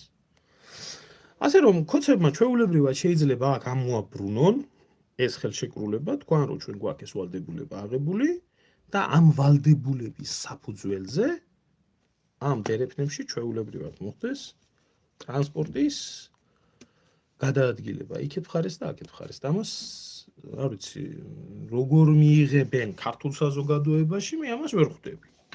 აზი არა ვარ.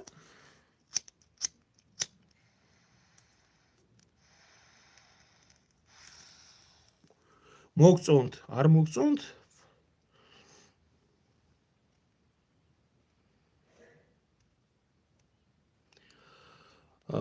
მოგწონთ, არ მოგწონთ, ჩემო კარგებო, ეს ასე იქნება. ჩემო კარგებო, ეხლა რა შეეხება აი კითხვები, რომ აი მაგალითად აზერბაიჯანის გვერდის ავლით სომხეთში ეს ხალხო აქ იცით რამხელა რაღაცაზე არის საუბარი, რამხელა ტვირთბრუნვაზეა იცით საუბარი, ჩვენ წარმოდგენაში არ აქვს. მე გეტყვით ერთ რაღაცას, რომ აი ეს დერეფანი რომ იყოს გამართული 100%-ით. ბაქოს საერთაშორისო პორტი, აქტაუს პორტი, მისი, რა ქვია, თურქემენბაშის პორტი, ესენი გამართული რო იყოს და ჩვენი რკინიგზა გამართული რო იყოს და უწყვეტლივ მუშაობას რო ახდენდეს, დამიჯერეთ ის ტვირთები, რა ტვირთებიც უნდა ჩინეთიდან ევროპაში გამოიგზავნოს, ამის 1%-ს ვერ გაუძლებს დღე-დაღამე რო იყოს ნაკადი. ამიტომ ეს ტვირთები სხვადასხვა გზით ხდება ამ ყველაფრის გადაგზავნა. მათ შორის ავღანეთის გზით ხდება, ირანის გზით ხდება, ჩრდილოეთის მარშრუტით ხდება, ჩრდილო-ყინულოვანი ოკეანის მარშრუტით როტერდამის პორტამდე. ხდება ეს ყველაფერი, ეს როგორ შეიძლება ხა ჩვენ ხალხს წარმოდგენაც არა აქვს, აქ რა მოცულობის ტვირთებზე არის საუბარი. 10 ანაკლის სპორტი რო იყოს დღე-დაღამე მუშაობდეს, ის არ ეყოფა მაგ ტვირთების გატარებას. იმხელა ტვირთებზე არის საუბარი. ამიტომ არსებული ინფრასტრუქტურა, რომელი ინფრასტრუქტურაც არსებობს, ის კიდევ უნდა მოდერნიზდეს და განვითარდეს. მაგრამ ამ ტვირთების ნაკადს მარტო ჩინეთიდან ევროპის მიმართულებაში ეს დერეფანი ვერ გაატარებს. აქ ჩინეთი აკეთებს ერთ რაღაცას. ჩინეთი აკეთებს ჰარმონიზებას სხვადასხვა ქვეყნების მითო ქვია ამას ესე, ერთი სარტყელი, ერთი გზა. ერთი სარტყელი, ერთი გზა, იმიტომ ქვია.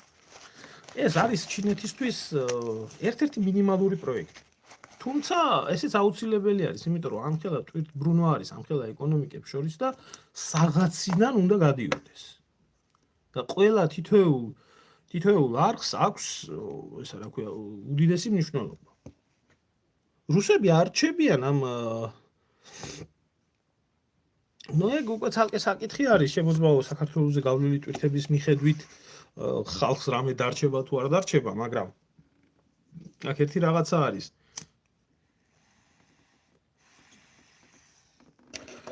90-იან წლებში, მაგალითად 90-იან წლებში კავკასიის რეგიონი იყო სოფლიოს წამყვანი ქვეყნებიდან აღიარებული იმათ, რომ ეს უნდა ყოფილიყო კონფრონტაციის და დაპირისპირების რეგიონი.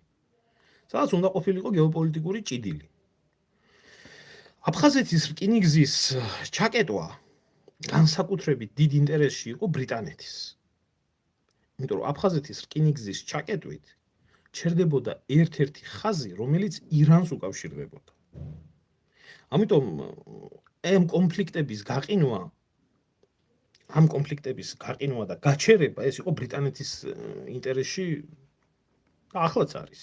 და თვითონ არსად არ ჩანს. ამაში არის საქმე.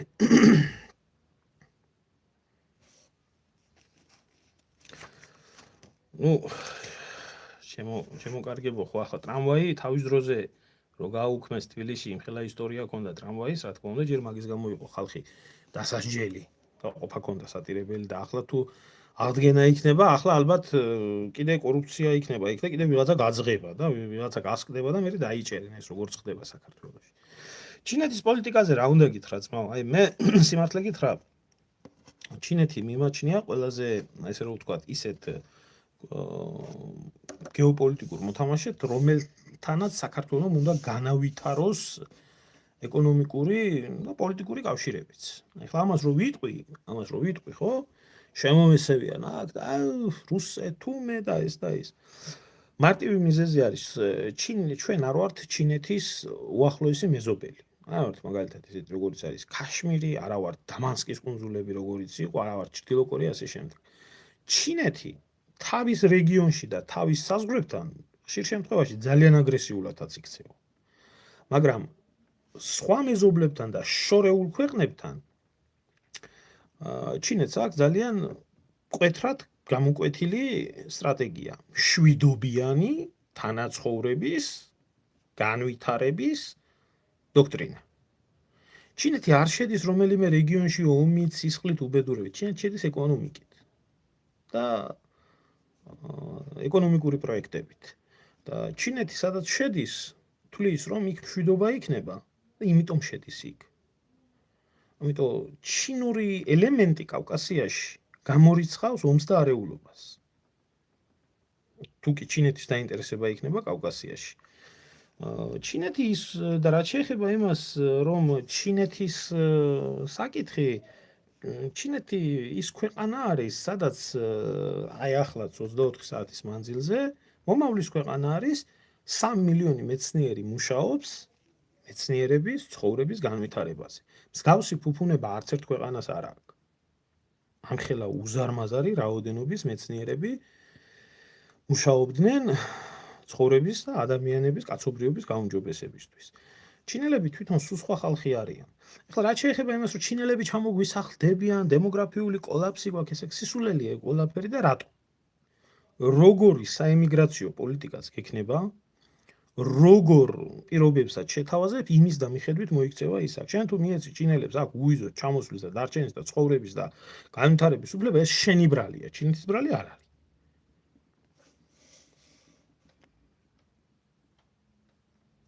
და ჩვენ ჩინელები არიან მშრომელი და განათლებისკენ ორიენტირებული ერი.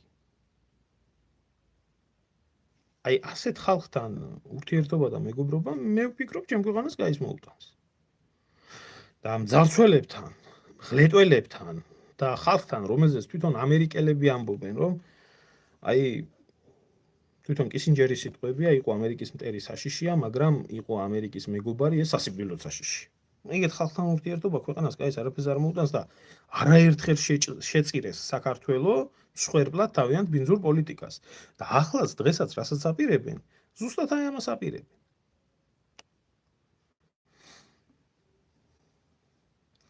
რა თქმა უნდა, არის უზარმაზარი ქვეყანა, ჩვენგან არის შორს,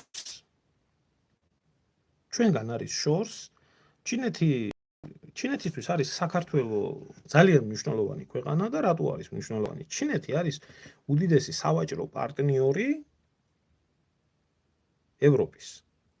ჩინეთისთვის მაგალითად საქართველოს ტერიტორიაზე შექმნას წარმოებები, ქარხნები, ფაბრიკები, რისი მიწოდებაც ადგილზე იქნება დამზადებული და საქართველოს აქ ღია და ესეთი ყოვლის მომცველი სავაჭრო ურთიერთობა და ან თავისი ხელშეკრულების ჩარჩოთი გაიტანოს ევროკავშირთან ეს დეტალები ან საქართველოს სავაჭრო ურთიერთობის ფორმატში გაიტანოს ეს ყველაფერი ევროპასთან, ჩინეთისთვის ეს არის იდეალური ადგილმდებარეობა, უბრალოდ ჩაიტვირთა ფოთის სპორტში და წავიდა.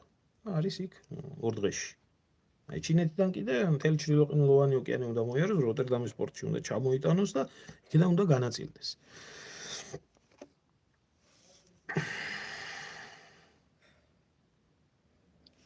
არ დაადგა საშველი ესე უცებ არ ხდება ჩემო კარგო. ესეთი ხალხის ხელში არის ეს ქვეყანა, რომლებმაც არ იციან სახელმწიფოებრივი აზროვნება და სტრატეგიული დაგეგმარება და განვითარება. თორე ანაკლის პროექტი დიდი ხნის წინ დაწერილი იყო, შექმნილი იყო და იდო, მაგრამ ამათმა ეს პროექტი პოლიტიკური მათ გამოიყენეს, რა ქვია, ინსტრუმენტად და ხან ხაზარას ჩააბარეს, ხან ვის ჩააბარეს. ხო. და მე მინდა ვთქვა, აი ჩვენი ქვეყანა ფუნქციას შეიძენს. ეს იმ ფუნქციაზე არის საუბარი, რომელიც დათათუთაშხიაში არის, რომ საუკუნეების წინ დაკარგულ ფუნქციაზე. სატრანზიტო კვანძად. არა მარტო სატრანზიტო კვანძად, რომელ ქვეყანაშიც მშვიდობა, ეს აბსოლუტური უმრავლესობა ქვეყნების ინტერესებში იქნება და არ იქნება პირიქით ომი და უბედურება. მე იმასაც გეტყვით, რომ ახლა არ ვიცი ეს არაბები ისეთი ხალხი არიან, აერზე არ ყრიან ან ინვესტიციებს და მე არ ვიცი პირდაპირ ვიტყვი, არ მჯერა იმ ხელშეკრულების, რასაც ესენი ამბობენ, ეს არის რაღაც ნაწილი სხვა არის, იმიტომ საქართველოში უამრავი საინვესტიციო პროექტი ყოფილა და ამ საინვესტიციო პროექტის უკან ყოფილა იმდენი პადვოდნიე კამნის რო ეძახიან, ღმერთმა იცის იქ რა იყო, მაგრამ ეს ემირატები თვითონ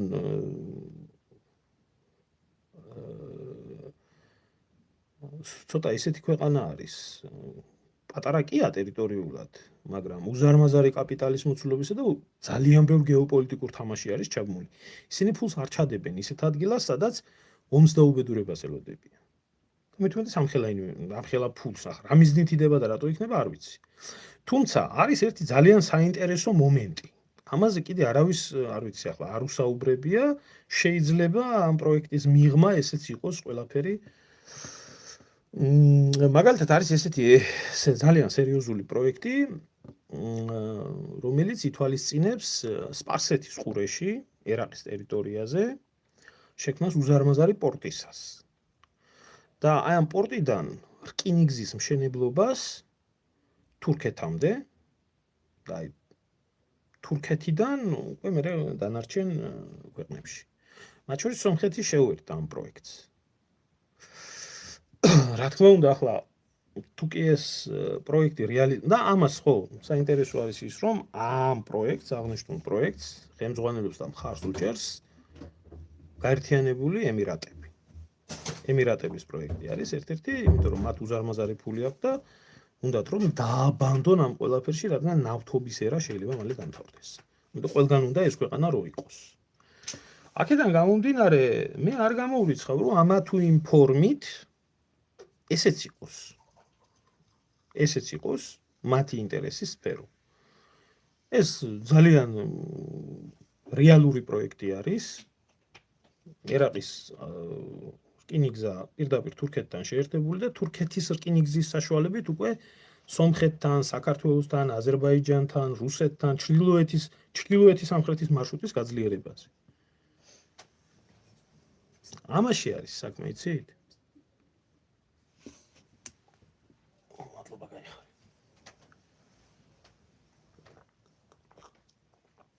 სრავად.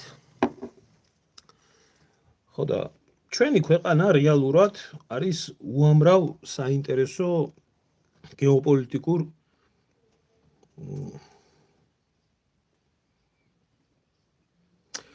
დათო, ჩემო ძმაო, დიდი ბრიტანეთი არის ისტორიულად ზუსტად აი ამ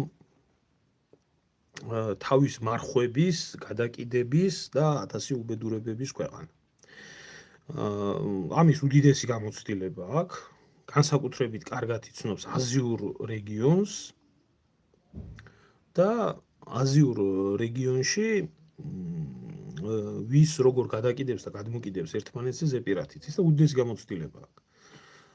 ამას ყველაფერს იყენებს თავისი ინტერესებისთვის.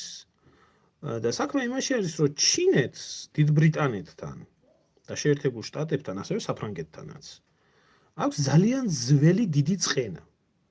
ძალიან ძველი დიდი წყენა, რომელიც ძველი დიდი წყენაც უკავშირდება ოპიუმის ომს.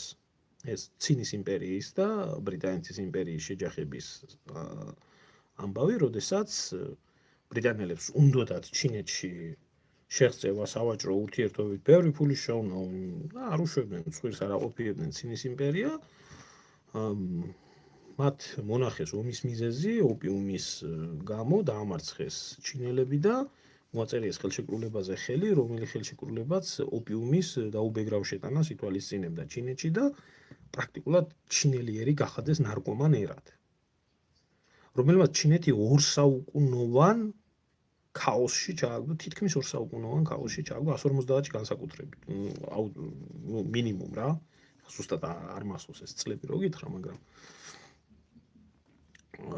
რითაც ჩინეთის გენოფონდის განადგურებაც მოხდა, ჩინეთის ეკონომიკური განვითარების დაბრკოლებაც მოხდა, ჩინეთის ბაზრის ათვისებაც მოხდა, ჰონკონგის დაკარგვაც მოყვა. უამრავი სხვა რაღაც. ეხლა ჩინეთმა ეს ყველაფერი ამ ყველაფრის აღდგენა მოახერხა შემდეგ და 2000 წელს იქნა ჰონკონგი მიერთებული უკვე ჩინეთზე, არც აპირებდა დათმობას, რო არა უკვე გაძლიერებს. სუსტი რა ყოფილიყო ჩინეთი ალბათ არც დააბრუნებდა. თუმცა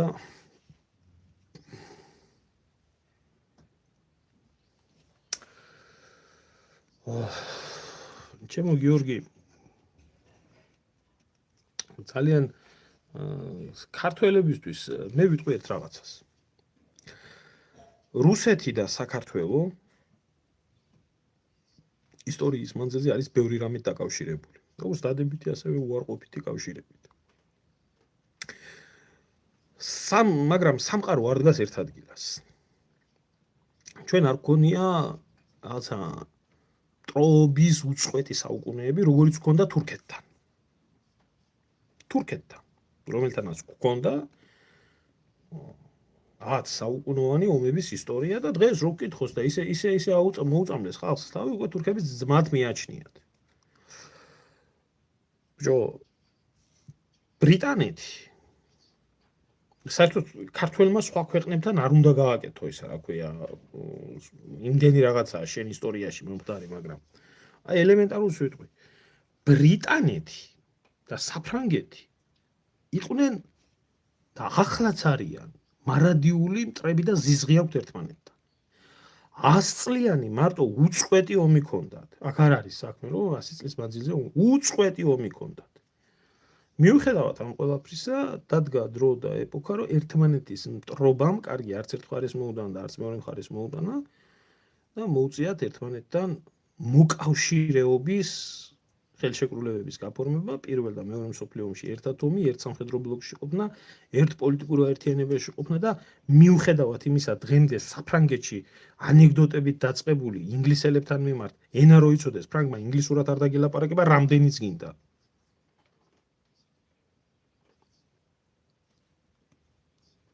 აი, გამორიცხულია, იმიტომ რომ აღდგა ეგ ყველაფერი.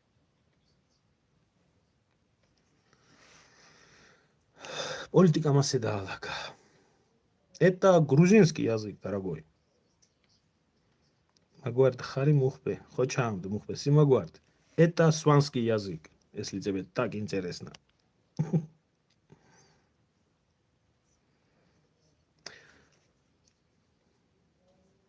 ხოდა აი რაში არის საქმე იცი გიორგი აქ ერთი რაღაცა არის ჩვენ 1000 ბინძურეს გვდენიან და გვაჯერებენ რომ თურმე და იმასაც იძახოდა ხალხი რომ თურქეთი თურმე ისტორიულად ჩვენ გვიცავდა რუსეთის იმიდან რომ იქნას პოლიტიკური ნება როგორც მოსკოვიდან ასევე თბილისიდან მიღებული რომ ამ ორ ქვეყნებს შორის დამთავრდეს მტრობა და საერთოდ მშვიდობისკენ არის გადადგმული ეგ მიმართულება ну აგერ აზერბაიჯანის სომხეთის და აგერ რეგიონზე მაქვს საუბარი და რუსეთი მოიგებს ბევრად მეც ოღონდ ჭირდება გარანტიები რომ ისეთი პატარა სახელმწიფო როგორც საქართველოა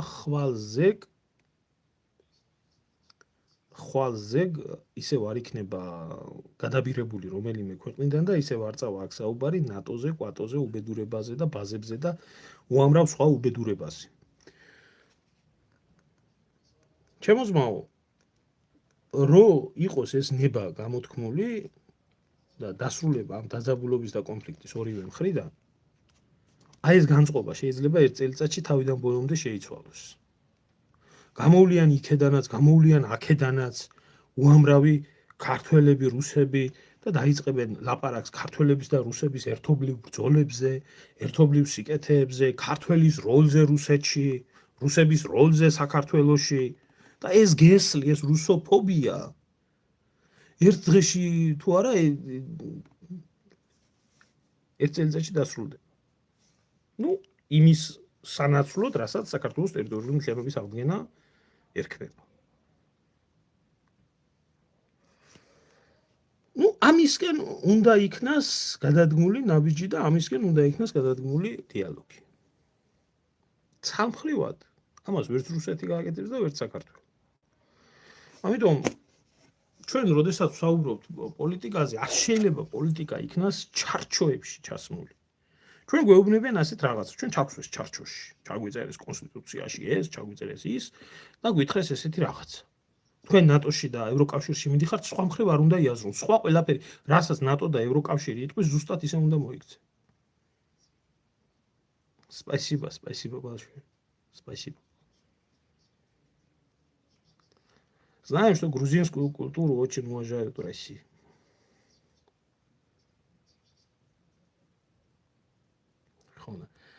ამაში არის იცით საქმე?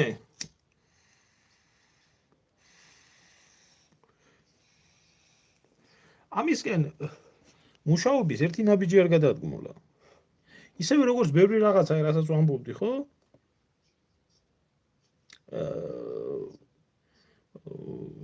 აი თუნდაც აი ამ სატრანზიტო მაგისტრალებზე. არ გადადგმულა, ჩვენგან არ გადადგმულა ინიციატივა და ჩვენგან არ გადადგმულა ნაბიჯები.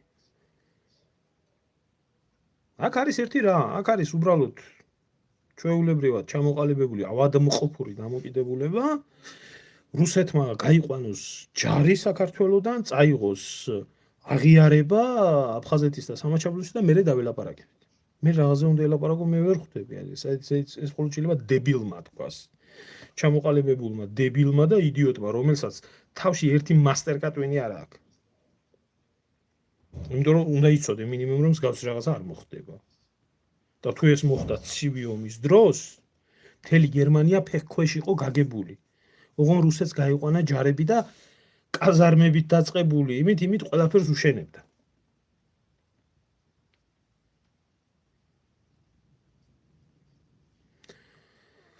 კი ბატონო, მასე არის. კეთანხმებით ძმა. ხო და აი ამ ყველაფრიდან გამომდინარე არის დაჩლუნგებული, დაკნინებული აზროვნება საქართველოში.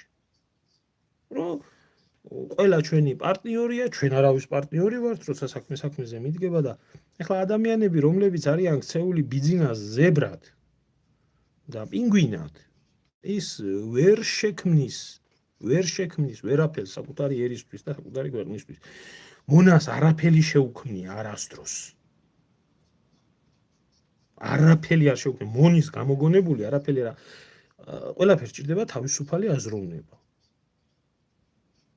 თორემ მონას ეტყვიან ასე გააკეთება, ისე გააკეთება, რო უთხრა შეინებით გააკეთება, მე არ ვიცი, მე ყოველთვის ბრძანებების შესრულებასა ვარო. შეჩვეულიო და ეხლა ესეთი ხალხი, რომლებიც დღეში სამჯერ მინიმუმ ლოცულობენ ბიზნესზე, ისინი რამის გამკეთებლები არიან? მადლობა ბატონო ბიზნა, მე გაზდის ბიზნა როგორც ცხვარს გაზდის გლეხი და მე წააგდებიებს თავს და დაკლავს და ტყავსალგე წაიღებს და ხორცსალგე წაიღებს და მაინც მადლობა ბატონო ბიზნაო. ესა.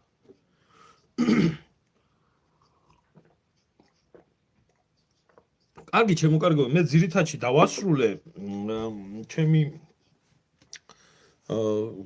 დიალოგი, რაც მინდოდა გადმოეცი ჩემ აუდიტორიას. თუ ვინმეს გაქვთ რაიმე კითხვები თემასთან, თემის გარეთ, ან რა ვიცი, თუ რამეში არ მეთანხმებით, შეგიძლიათ კითხვები დასვათ, გაგცემთ პასუხს და დაგემშვიდობებით.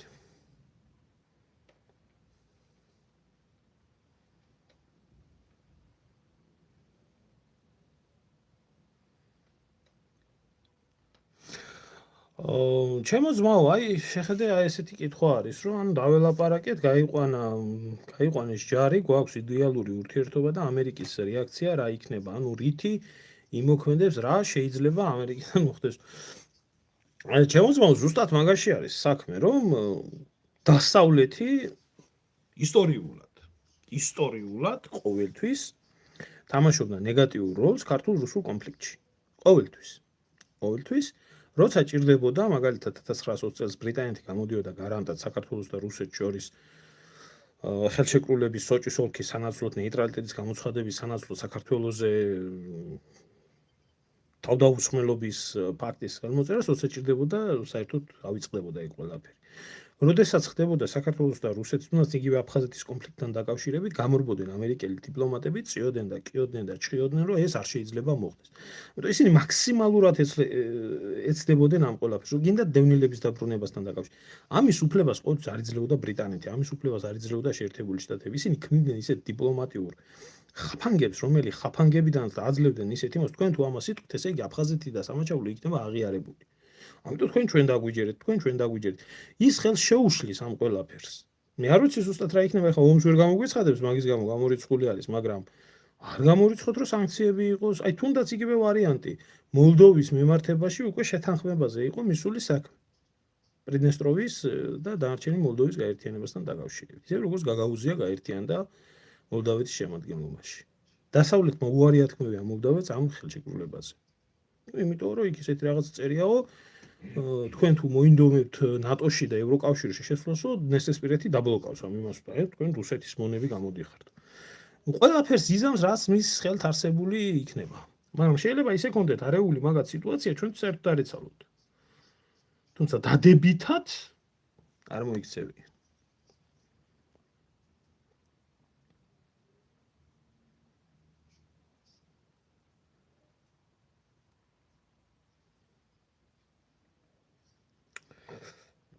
ნუ საზოგადოებაში ჩემო ძმაო ის შეხვდება, რასაც მოითხოვს. დღეს ქართული საზოგადოება არაფერს არ მოითხოვს თავისი ხელისუფლებიდან, მადლობელი არის რომ ომი არაა ქვეყანაში და მიშა არაა მობრუნებული. ამით კმაყოფილი საზოგადოება მხოლოდ და მხოლოდ იმას მიიღებს.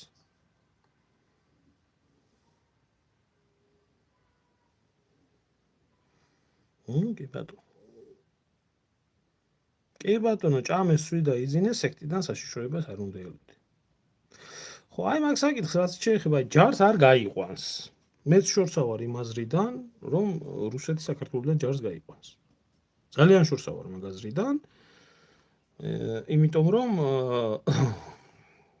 არა აქვს მას იმის გარანტია, რომ ის ჯარი რო გავა, იქ სხვა ქვეყნის ჯარი არ შევა. არა აქვს იმის გარანტია, რომ აი ძალიან უხეშად რო ავიღოთ. თქვათ, რომ შესაძ ბომბორადან გავიდნენ, ხო? გავიდნენ თქვათ აფხაზეთიდან სრულად და თუნდაც ეშერის ლაბორატორიიდან. რო ხვალზე კარ შეიცვლება პოლიტიკა და ეშერას და ბომბორას აეროპორტებს და ეშერის ლაბორატორიას ქართული მხარე ამერიკელებს და ინგლისელებს არ გადაცემს, როგორც გადაცეს ყველაფერი. ამიტომ მეც ვფიქრობ მაგას, რომ ბაზების საკითხთან დაკავშირებით ეგ ცალკე თემა. ისინი დატოვებენ თავიანთ არმიას იმ ხელშეკრულების გარანტიად. ეხლა სხვანაირად არ გამოვა იქ ყველაფერი. დამიჯერეთ და ასე იყო 2008 წლამდე, ხო? სანამ გავიდოდა რუსული ბაზები იყო საქართველოში, იყო ამიერკავკასიის შტაბი, ყველაფერი.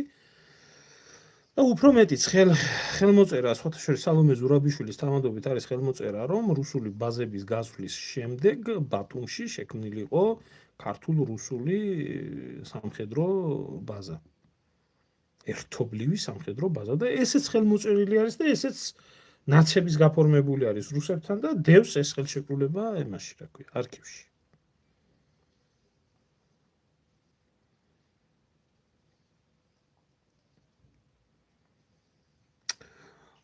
ჩინეთს თუ ყველა ვარიანტი ჩანაკლის სპორტი უნდა აშენოს, ნუ კი ბატონო და სხვათა შორის იყო ერთი ესეთი მომენტი წავაწყდა, მე არ მინახია, სადაც კითხვა იყო ჩინეთის ელჩთან დასმული, რომ თუ არის შესაძლებელი ჩინეთი გამოდგეს შუამავლად რუსეთს და საქართველოს შორის კონფლიქტების მოგვარებასთან დაკავშირებით, სადაც ჩინეთის ელჩმა გასცა პასუხი, რომ ჩვენთვის არც ერთ მხარეს არ მოუმართავს საამისოდ, თუ მოგვართავენ ჩვენ ამ საკითხთან დაკავშირებით ვისაუბრებთ.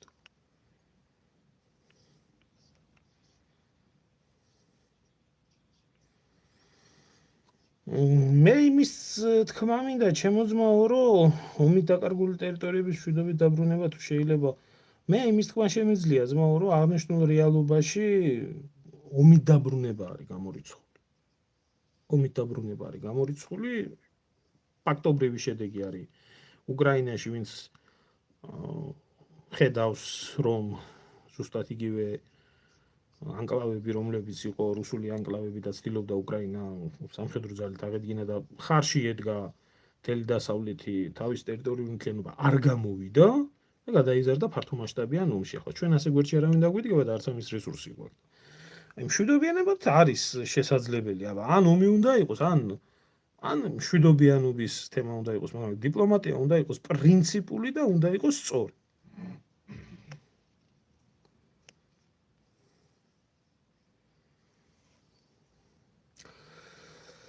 ჩემო ძმაო, მე ერთ რაღაცას ვიტყვი, დამოუკიდებლად განვითარების საშუალებას იმპერია მის არც ერთ მეზობელს არ მისცემს, იმიტომ რომ დამოუკიდებლად განვითარებული მეზობელი ქვეყანა ის რთულ რეგიონში, თუ კი იმპერია არ იქნება საქმის კურსში, შეიძლება ძალიან დიდი პრობლემები შექმნას, როდესაც მით უმეტეს ეს პატარა ქვეყანა არის მეორე იმპერიის მეზობელი, რომელიც ისტორიული მტერია და რომელთანაც 30-დან 29 ომი მოგებული აქვს და ნაწარმოები აქვს. თურქეთზე მაგ ლაპარაკი. დამოუკიდებლად რომ მიუშვას საქართველოს, რაც ხდება ახლა საქართველოში 10 იმდენი თურქული გავლენა გაძლიერდება. ეს იმპერიების ჭიდილი არის. ან თავისუფლებას თავი დამანებით ეგრე არ გამოვა. არ გვანებებს თავს, არავინ არ გვანებებს. ხო, აი რაღაცა 2 მილიარდ დოლარს ევროკავშირი გვამადლის. რა გაგვიკეთა ამის პასი მე ვერ ხვდები. ერთი უვიზო მიმოსვლას თუ მივაწერთ, აქაც ქართველები როგორც მონური მუშაობით ისე არიან და სულიკბილით უკავიათ ქართველებს და შავ დღეში ვართ, ხო? ამასაც გვამადლიან. და 2 მილიარდი გამოგვიგზავნეთ თო მისი აგენტურის შენახვაში. ეს არ ხდება, ჩემო ზღვა, სოფლიო პოლიტიკაში არ ხდება საერთოდ.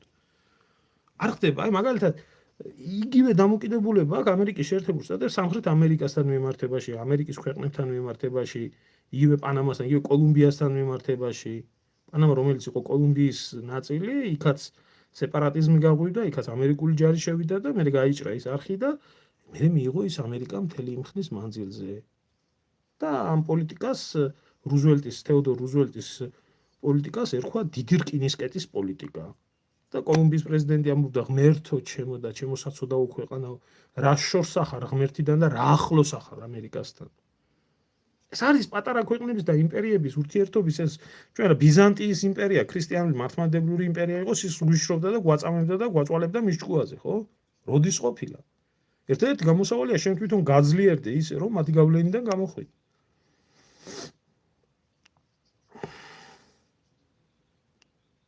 გაიხარეთ არაფრის. არ გავა რა თქმა უნდა, არც გიუმრის ბაზიდან არ გავა. გონიოს პოლიგონიდან კი გაიყვანა ჩემო კარგო, მაგრამ ზუსტად მაგიტო გეუბნები, რომ ზუსტად იმ გონიოს ბაზაზე უნდა შექმნილიყო ქართულ-რუსული სამხედრო ბაზა. ამაზე აქვს ნაცებს ხელი მოწერილი. ამაზე ლაპარაკი არ უნდათ.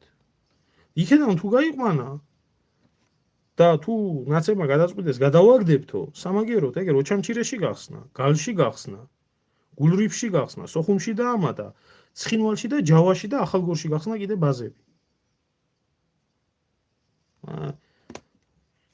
ის ამბობდა, რა ქვია, ოტო ფონ ბისმარკი ამბობდა, არ ჩაიფიქროთ რაიმე ცუდია ამ იმპერიის მიმართ, თუ არა ორმაგი გველური კბენით გიკბენთო.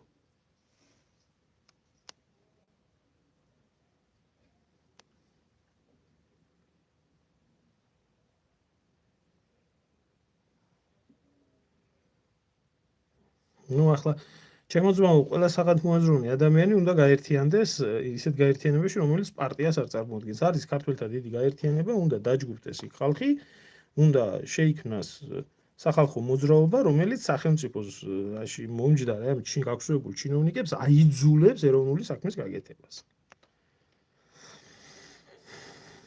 არჩევნები 22 ლარი ღირდა და არჩევნები 27 ლარი გახდა, ხორცი? ასია ძმაობას, შედობა მოგწეს ხმართ. არ ვიცი წინასწარ, მე თვითონაც არ ვიცი ჯიგარო როდის მექნება ლაივი, მაგრამ ეცდები დავაანონსო.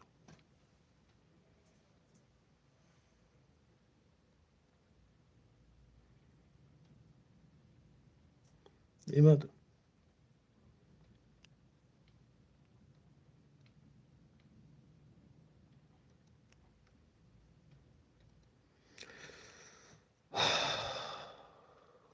იბატ ანტიტერორისტული ბაზა.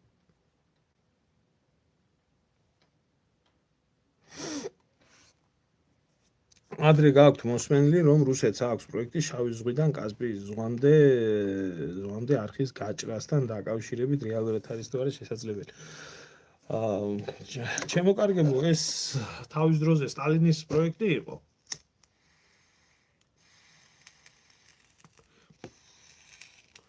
რომ მომხდარიყო შავ ზღვაზე არა, აზოვის ზღვაზე უნდა გაჭრილიყო, აზოვის ზღვაზე უნდა გაჭრილიყო კასპიის ზღვის და აზოვის ზღვის არხი. მაგრამ იმ პერიოდში თან მეორე მსოფლიო ომი დაემთხვა, ბევრი რაღაცა დაემთხვა და ამ პროექტის რეალიზება იქნა მომავლისთვის გადადებული და მაგ პერიოდში გაკეთდა ვოლგა-დონის არხი, რითაც ფლოტილიამ შეძლო დაკავშირება ერთმანეთთან კასპიის და იმის, მაგრამ ეს ძალიან პატარა გამცირე გამტარი უნარიანობის არხი არის. დღევანდელ რუსეთს, რომელსაც უამრავი პრობლემები აქვს, გამორიცხული არის ამხელა უზარმაზარი პროექტის განხორციელება. ნუ ეხლა ეს პროექტი თუ განხორციელდა, ჩათვალეთ საქართველოს სატრანზიტო ფუნქცია პრაქტიკულად განახევდება კი არა, ალბათ 20% თუ დარჩება. მაგრამ ჯერჯერობით ამ პროექტის რეალიზება გამორიცხულია, იმიტომ რომ ძალიან დიდ ხარჯებს მოითხოვს, უზარმაზარ ხარჯებს მოითხოვს და ძალიან დიდი დრო ჭირდება. ამიტომ რეალური ეკონომიკა თეორიებზე არ ეგება. ეხლა ეგეთი პროექტები არსებობდა ალტერნატივა მაგალითად იგივე თუნდაც სუეცის არხის ნეგევის უდაბნოში გაიკეთებიათ ისრაელიდან, ესე რომ ვთქვათ, წითელი ზღვის მიმართულებაზე, რომ ალტერნატივა ქონოდა ამ ყველაფერს და სხვათა შორის იქ ბირთვული აფეთქებების საშუალებით მომხდარიყო არხების გაჭრა, მაგრამ ეს ბირთვული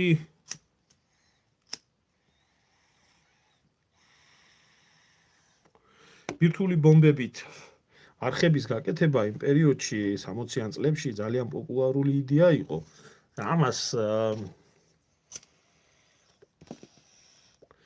საბჭოთა კავშირიც ცდილობდა და ამერიკაც ცდილობდა, რომ გაიკეთებიათ. თუმცა მაგალითად იყო ესეთი იდეა, ამერიკაშიც იყო და საბჭოთა კავშირში იყო მაგალითად ესეთი იდეა, რომ ობის და ენისეის და ამათი მდინარეები, რომლებიც ჩრდილოეთით მიედინებიან, სამხრეთში ყოფილიყო გადმოსროლილი და ამითი გავსებულიყო არალის ზღვა, რომელიც ახლა დაშრობის პირასაა. როგორც კი ცადეს რამოდენიმე აფეთქება განახორციელეს, შემდეგ შეამოწმეს რამდენად ეკოლოგიურად შესაძლებელი იყო და კატასტროფული შედეგები აჩვენა რადიაციულმა ფონმა, ამიტომ ეს პროექტი დაიხურა. და ახლა ტრაქტორით და ბარით და ლაფართხით ვერ გაიჭრება ეგ ყველაფერი ასე მარტივად.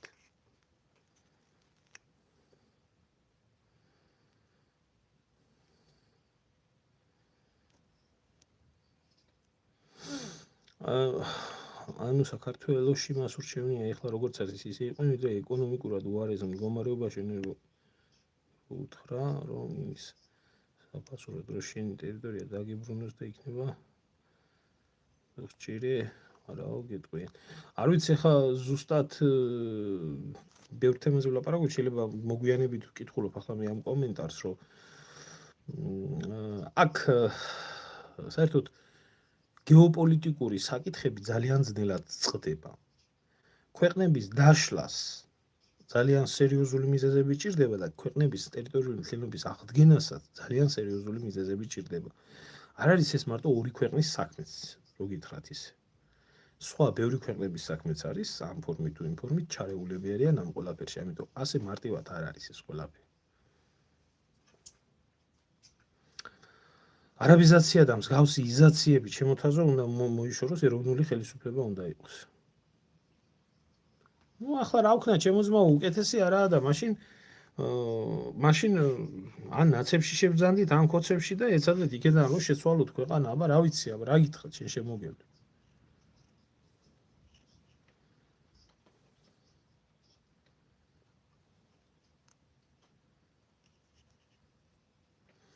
აი შალვა რა არის შემოგევლი არ მინდა დღევანდელ ბლოგში ამ პოლიტიკანურ საკითხებზე ვისაუბროთ, ბევრ საუბრობთ ისევ ეს მე მგონია ქართველები ისედაც აი შიდა პოლიტიკანურ საკითხებს და აგერ ხედავთ ჩვენს ირგვლივ გეოპოლიტიკა როგორ შეიცვალა. როგორ იცვლება საზღვრები, როგორ ხდება დერეფნების გაყვანა, ამიტომ ჩვენ ჩავრჩით საარჩევნო კოდექსზე და ღარიბაშვილი დაიჭირეს, მიშა ვივამედშია და ესაა და ეს არის ხალხის გამოსაშტერებლად შექმნილი.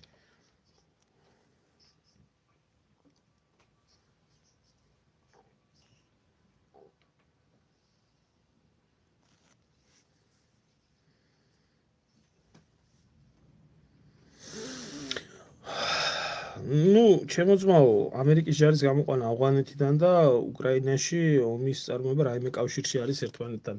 მე შემიძლია ესეთი რაღაცა გითხრა, რომ მინიმუმ ამ ორ მიმართულებაზე შეერთებული შტატების ეკონომიკა უზარმაზარი თანხის გაღებას ვერ შეძლებდა. რა თქმა უნდა, ერთი მხრიდან იქნა გამოყვანი, სადაც უშუალოდ თვითონ მონაწილეობდა და 2 ტრილიონი თუ რაღაცა დაუჭდა იქ ომის წარმოება და აღარ ეს ყველაფერი და გამოიქცნენ, ეს სიტყვა შეეფერება ამ ყველაფერს, მაგრამ სამხედრო სამრეწველო კომპლექს, რომელიც ღებულობს ომიდან შეკვეთებს, ჭირდებოდა ასევე ომი და ეს ომი იქნა გაჩაღებული უკრაინაში.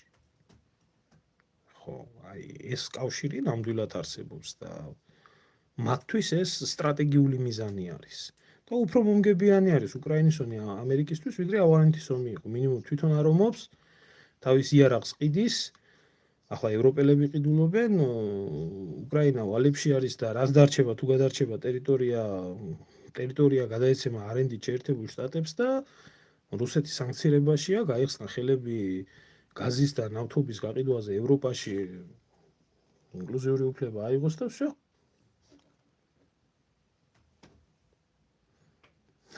გაიხარით. არა ლაიქებს, ჩემო ძმაო, არა ლაიქებს ეს ხალხი და რა უყოთ ახლა. დავანებოთ თავი. მე იტყვიან რომ ლაიქებს იხვეწებაო და არ უნდათ, ნუ უნდათ. შენ პატივცემულო ჯონი დავიდოვიჩ დიდი პატივი გვეცი დიდ ქართველობაზე როდებ თავს და პატრიოტიზმზე ქართულად იკადრე წერა ოკუპანტების ენაზე ნუ წერ და გიპასუხებ მაგ შემთხვევაში სხვა შემთხვევაში არ გიპასუხებ რა არის ეს ქართველი კაცი რუსული შრიფტით რო წერ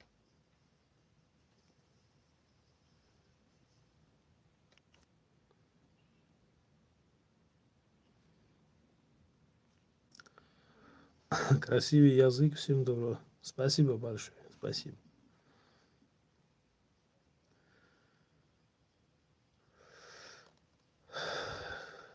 Ну, არა ინტერესებს ძმაო, ახლა ხალხს შეტენეს ის, რაც შეტენეს. ხალხს შეტენეს ინტერესის სფეროთ, მოწონს თუ არ მოწონს, რასაც ლაპარაკობს. ფორმულა, ტევ პირველი, ტელეიმედი, ისა, როდის იყო ხალხს საერთოდ ხალხის აზრი ვინმეს აინტერესებდა. ხალხს უნდა მოახვიონ თავისი აზრი. ხალხი ჭირდება თამათ ცხრათ.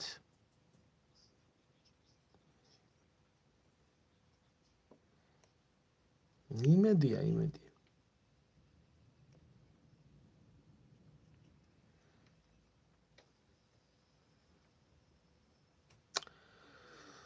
დათმობს, რო თმობდეს, დათმობილი ექნებოდა, რა თქმა უნდა. კარგი, შემოკარგებო, მე მგონი დავასრულეთ, ჯობია.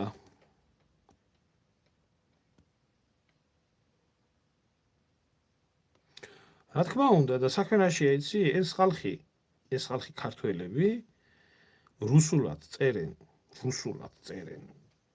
ტექსტებს, პატრიოტულ ტექსტებს, კირილიცათი, რუსეთში ცხოვრობენ, წლებია, რუსეთს აგინებენ, პუტინს აგინებენ და ქართულ პატრიოტიზმს მოგვიწოდებენ და თავად იმდენად არ უნდა თავი შეიწუხონ, რომ ელემენტარულად თავიანთ ტელეფონში ქართული შრიფტით ჩააყენონ. 21 საუკუნის ხელოვნური ინტელექტის პერიოდი არის. და ეს ახლა წაგიკითხავ შენ, ჩემო ძმაო, ოკუპანტებზე რანაირ პატრიოტულ მოტივებს იცი და თვითონ ტრაკის განძრევა ეზარება, რომ ეს შრიფტის შესრულება ქართულად დაწეროს. ამნაირ პატრიოტები ხო ნაც იქნება ფრიმიშა იქნება ახლა სლავა უკრაინი არის აი დედა კაი შემოკარგებო დიდი მადლობა ყველას ყურადღებისთვის მშვიდობა მინდა გისურვოთ და გემშვიდობოთ მომავალშიც სერიოზული თემების განხილვა მე უფრო YouTube-ზე მიყვარს იმიტომ რომ აქ ადეკვატური აუდიტორია არის და 1000 შემომხტომი და არ მინდა ვთქვა იქეთ შეურაცხყოფა მივეყენო იქეთ ხარის მაგრამ TikTok-ზე და Facebook-ზე იმდენი ის დარბის უბრალოდ არ გაცლიან ლაივის წაყვანას და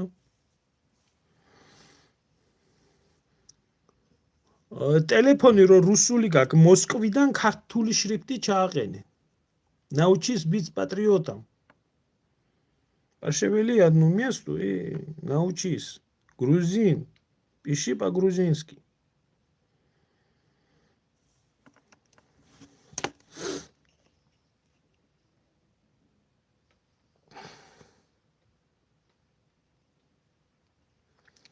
კარგად ზანდებოდეთ